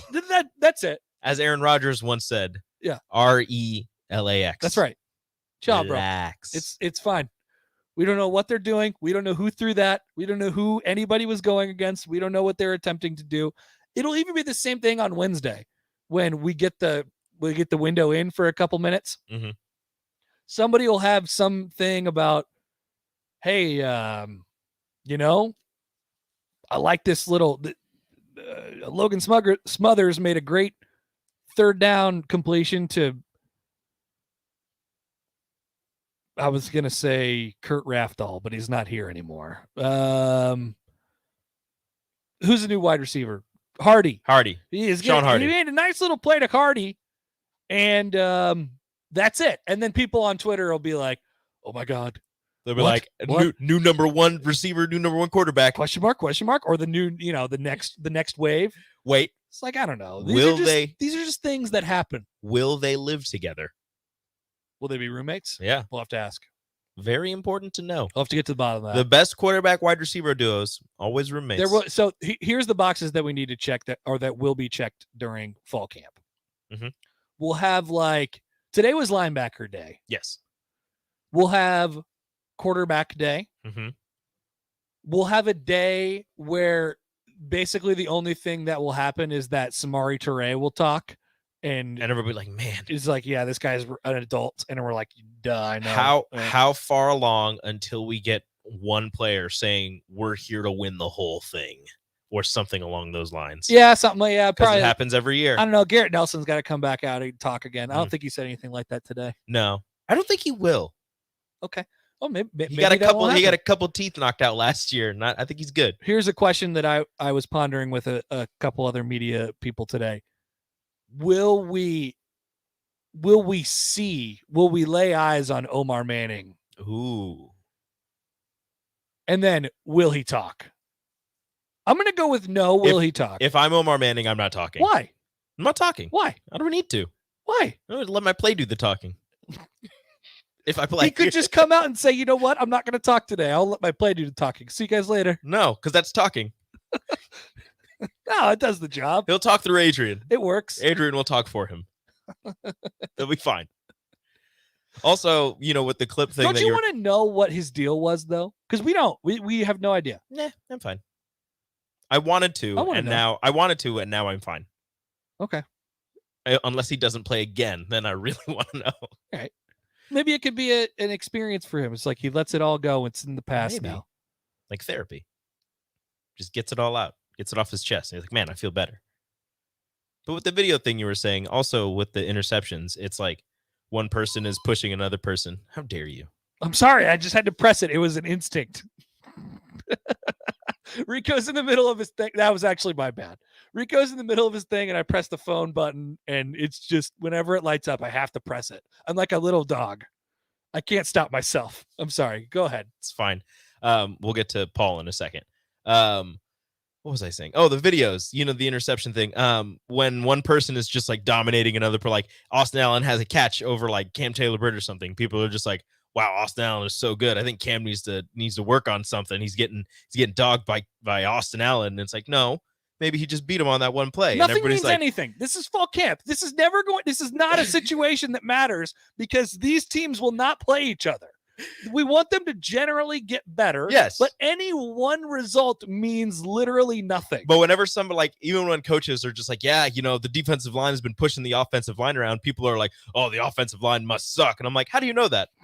How do you know? You don't. What if they both suck and one is just less sucky? It's all made up. What if they're both really good and one just had a better day? Nothing means anything. I never know who's supposed to be better in camp instances. It never makes sense. Usually the defense starts out better because the offense is an install, and I'd be surprised if that wasn't the case here. Okay. So when it happens on Wednesday and people are like, oh God, Adrian threw an interception and it was bad. Like it happens. It's gonna happen. Even though we need Adrian to cut down on the turnovers. Maybe this is going to be the best defense in the country, and he's just going to be really, really good. That was his only interception all year, ever. Like, what if they're just going to be amazing and he's going to be great? It's all possible. There's just slight difference. Who's on the phone? Paul. Hey, Paul. What's up? Hey guys, thanks for taking my call. Happer, I'm right with you, man. I mean, I drink the Kool-Aid every year. You have to. And I'm like, the comment you made the other day, like, dude, quit moaning. Oh, they're gonna rip our heart out again. I think the team's speaking confidently right now, but the point I want to make is, and this isn't the progress that you want to see at Nebraska, right? I mean, you want to see wins. I get that. Everybody wants to see the wins, but look at the action of the program right now. I mean, year 4, we're talking about depth within the program, and that's what Scott Frost has been talking about the whole time. He didn't have that before, and it hasn't happened as quickly as we wanted to, but yeah, we got depth in the program right now, and he's got, he's got a nucleus of a team that, let's face it, I mean, nobody wants to come out and say it. They feel pretty confident about where they are, and I don't know. I think what you're saying is that's progress. It's not the progress that we want, but it's progress that we haven't had, the whole time that Mike Riley was there, and it's progress that we haven't seen since Scott Frost has been here. So, I mean, if you're buying stock, the stock's rising right now for Nebraska. So that's my comment. Paul, yeah, I'm with you. Slowly but surely. I think it's there. Weirdly enough, it's happening more clearly and evidently on the defense, but the offense has a chance to make that right. Yeah, I think you nailed it. I think that's the spirit of what I wanted to get across. I do this every year where after the season, if it's disappointing, I'm very upset. As it gets closer, I get excited, and I find myself, it hasn't happened yet, but it's going to happen at some point over these next couple of weeks. I drive by Memorial Stadium, and I just go, soon, sweet prince, every time. It's weird. But thank you for offering. I get very excited. And I'm just like, man, it's going to be so good to see football in this stadium you again. You call Memorial Stadium a sweet prince. Sweet prince. Yes. Gotcha. Cool. Tell us what you call Memorial Stadium, and we'll get to those as we round out the show next on The Drive. This is The Drive on 93.7 The Ticket and theticketfm.com. Keep your home comfort system running efficiently with ESP from Bryant. Get total system checks twice each year and never pay overtime on service calls. Bryant Air Conditioning and Heating. Call 467-1111. Wouldn't it be great if you could shop for a new floor at home where you can clearly see the best choice? At O Street Carpet, we'll bring our store to your home. Hi, Steve Carpet here. Tell us what kind of floor you're thinking about. We'll bring the sample so you can pick and choose with confidence. We'll even measure free while we're there. To shop at home, just call us or stop in at O Street Carpet. O Street Carpet. 1732 O Street or in your home. Harvest will be here before we know it. Landmark Implement invites you to join us at your local Combine Clinic this August. Our certified technicians and customer technology experts will teach you how to optimize the performance of your John Deere Combine and minimize the stress this fall. When you attend one of Landmark's Combine Clinics, you'll learn about John Deere cab controls and calibrations, AMS Harvest Dock Row Sense, maintenance and wear items, and more. Visit landmarkimp.com for a complete Combine Clinic schedule or visit your local Landmark location and experience the Landmark difference. If you're feeling past your prime with low libido, fatigue, or weight gain, you might be experiencing low T.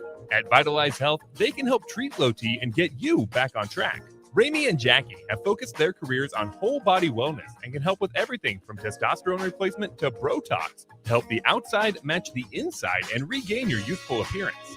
Vitalize Health does accept insurance. Call them today at 402-413-0717 or go online to vitalizehealthne.com.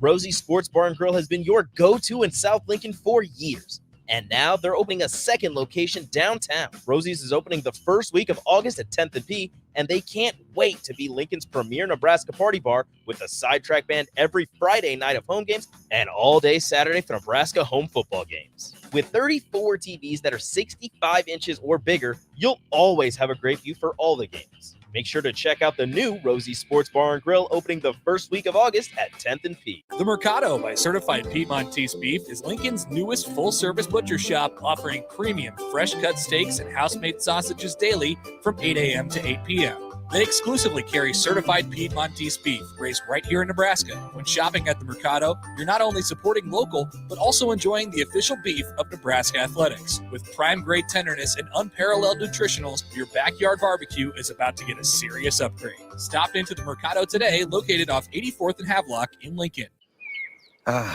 Don't you feel so free out here on the lake? Not as free as this soda.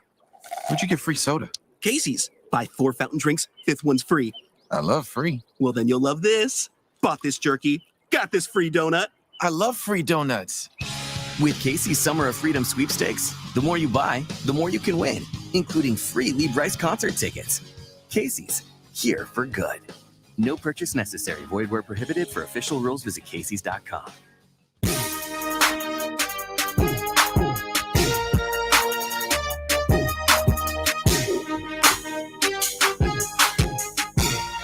All right, final couple minutes here on the Drive 93.7 The Ticket, theticketfm.com. Rico says he calls Memorial Stadium Sweet Prince for some reason.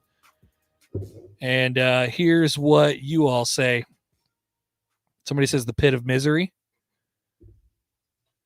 What was the response to that? From the Bud Light commercial? What? Dilly Dilly. Oh, Dilly Dilly. God, I hope that doesn't ever come back. They're going to run that commercial again in like 4 years and be like a throwback, and everybody's going to start saying Dilly Dilly again, and I'm going to be super bad about it. I don't need that. Brett says, Daddy. You shouldn't call a stadium daddy. Not cool. Bucko says, I call Memorial Stadium the toilet bowl, home of poop team. And those are the recommendations. All better than Sweet Prince, I think. It's fine. It's not weird. It's just not. Yeah. It's not weird. Okay. It's not weird. It's not weird. What? Just drive by and soon, Sweet Prince. Not weird. Not weird. Not weird. NBA? Okay. Give me the NBA. Here's the give me your immediate reaction to Chris Paul 4 for 120. And I believe that will put him under contract until age 40. I believe so. Which is actually old. It's very old. Yeah. Very old for Chris Paul. That is a lot of money to pay a 36-year-old point guard. but he did take you to the NBA Finals. Mhm. You're not asking him to do too much. They did re-sign Campaign also for 3 years, $19 million. So you still have a very capable backup. Mhm. I think it'll be okay. It is a lot of money, but they'll be fine. They'll be fine. I don't care how people spend their money. Doug McDermott to San Antonio. Doug McDermott to the Spurs for 3 years, 42. That's quite a bit. That's a decent chunk of change for Mr. McDermott. The math there is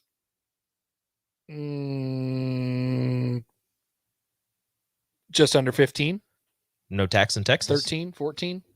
Yeah. No tax in Texas, so he's getting it all. No taxes. No taxes. That's pretty good. 14 million a year. Duncan Robinson, $90 million. The most ever for an undrafted player. 5 years, $90 million. Kyle Lowry leaving Toronto, going to Miami. Finally, the Kyle Lowry era ended. Finally. It took long enough. Yeah. Will Kyle Lowry have the biggest butt in Miami? Unlikely. He had the biggest butt in Toronto. That makes more sense. He'll have competition now. Insert some line about San Antonio women. San Antonio women. I didn't say that. Chuck did. Chuck did. That wasn't me. So what's your reaction to free agency? Is it doesn't feel like it's popping. There's nobody. So far, nothing great. Lonzo, probably the biggest story. Like everybody Lonzo got pretty much traded to the knew Bulls. Chris Paul was going to sign back with Phoenix. The Knicks got Alec Burks and Nerlens Noel back for money. They still have a lot of money. Great. We'll see what happens. Big names still out there. Are there? No. I was going to say there's not. That's the whole thing with free DeMar agency. DeRozan. No, he's not a big name. It doesn't matter. He's probably the biggest. There's nothing consequential that's going to happen at free agency this year. We'll see. It doesn't seem like anyway. There might be some trade, and that'll. Kawhi is technically a free agent because it is the NBA. Oh yeah, is he going to come back? Probably. Talk to you guys tomorrow. The Mercado by Certified Piedmontese Beef is Lincoln's newest full-service butcher shop,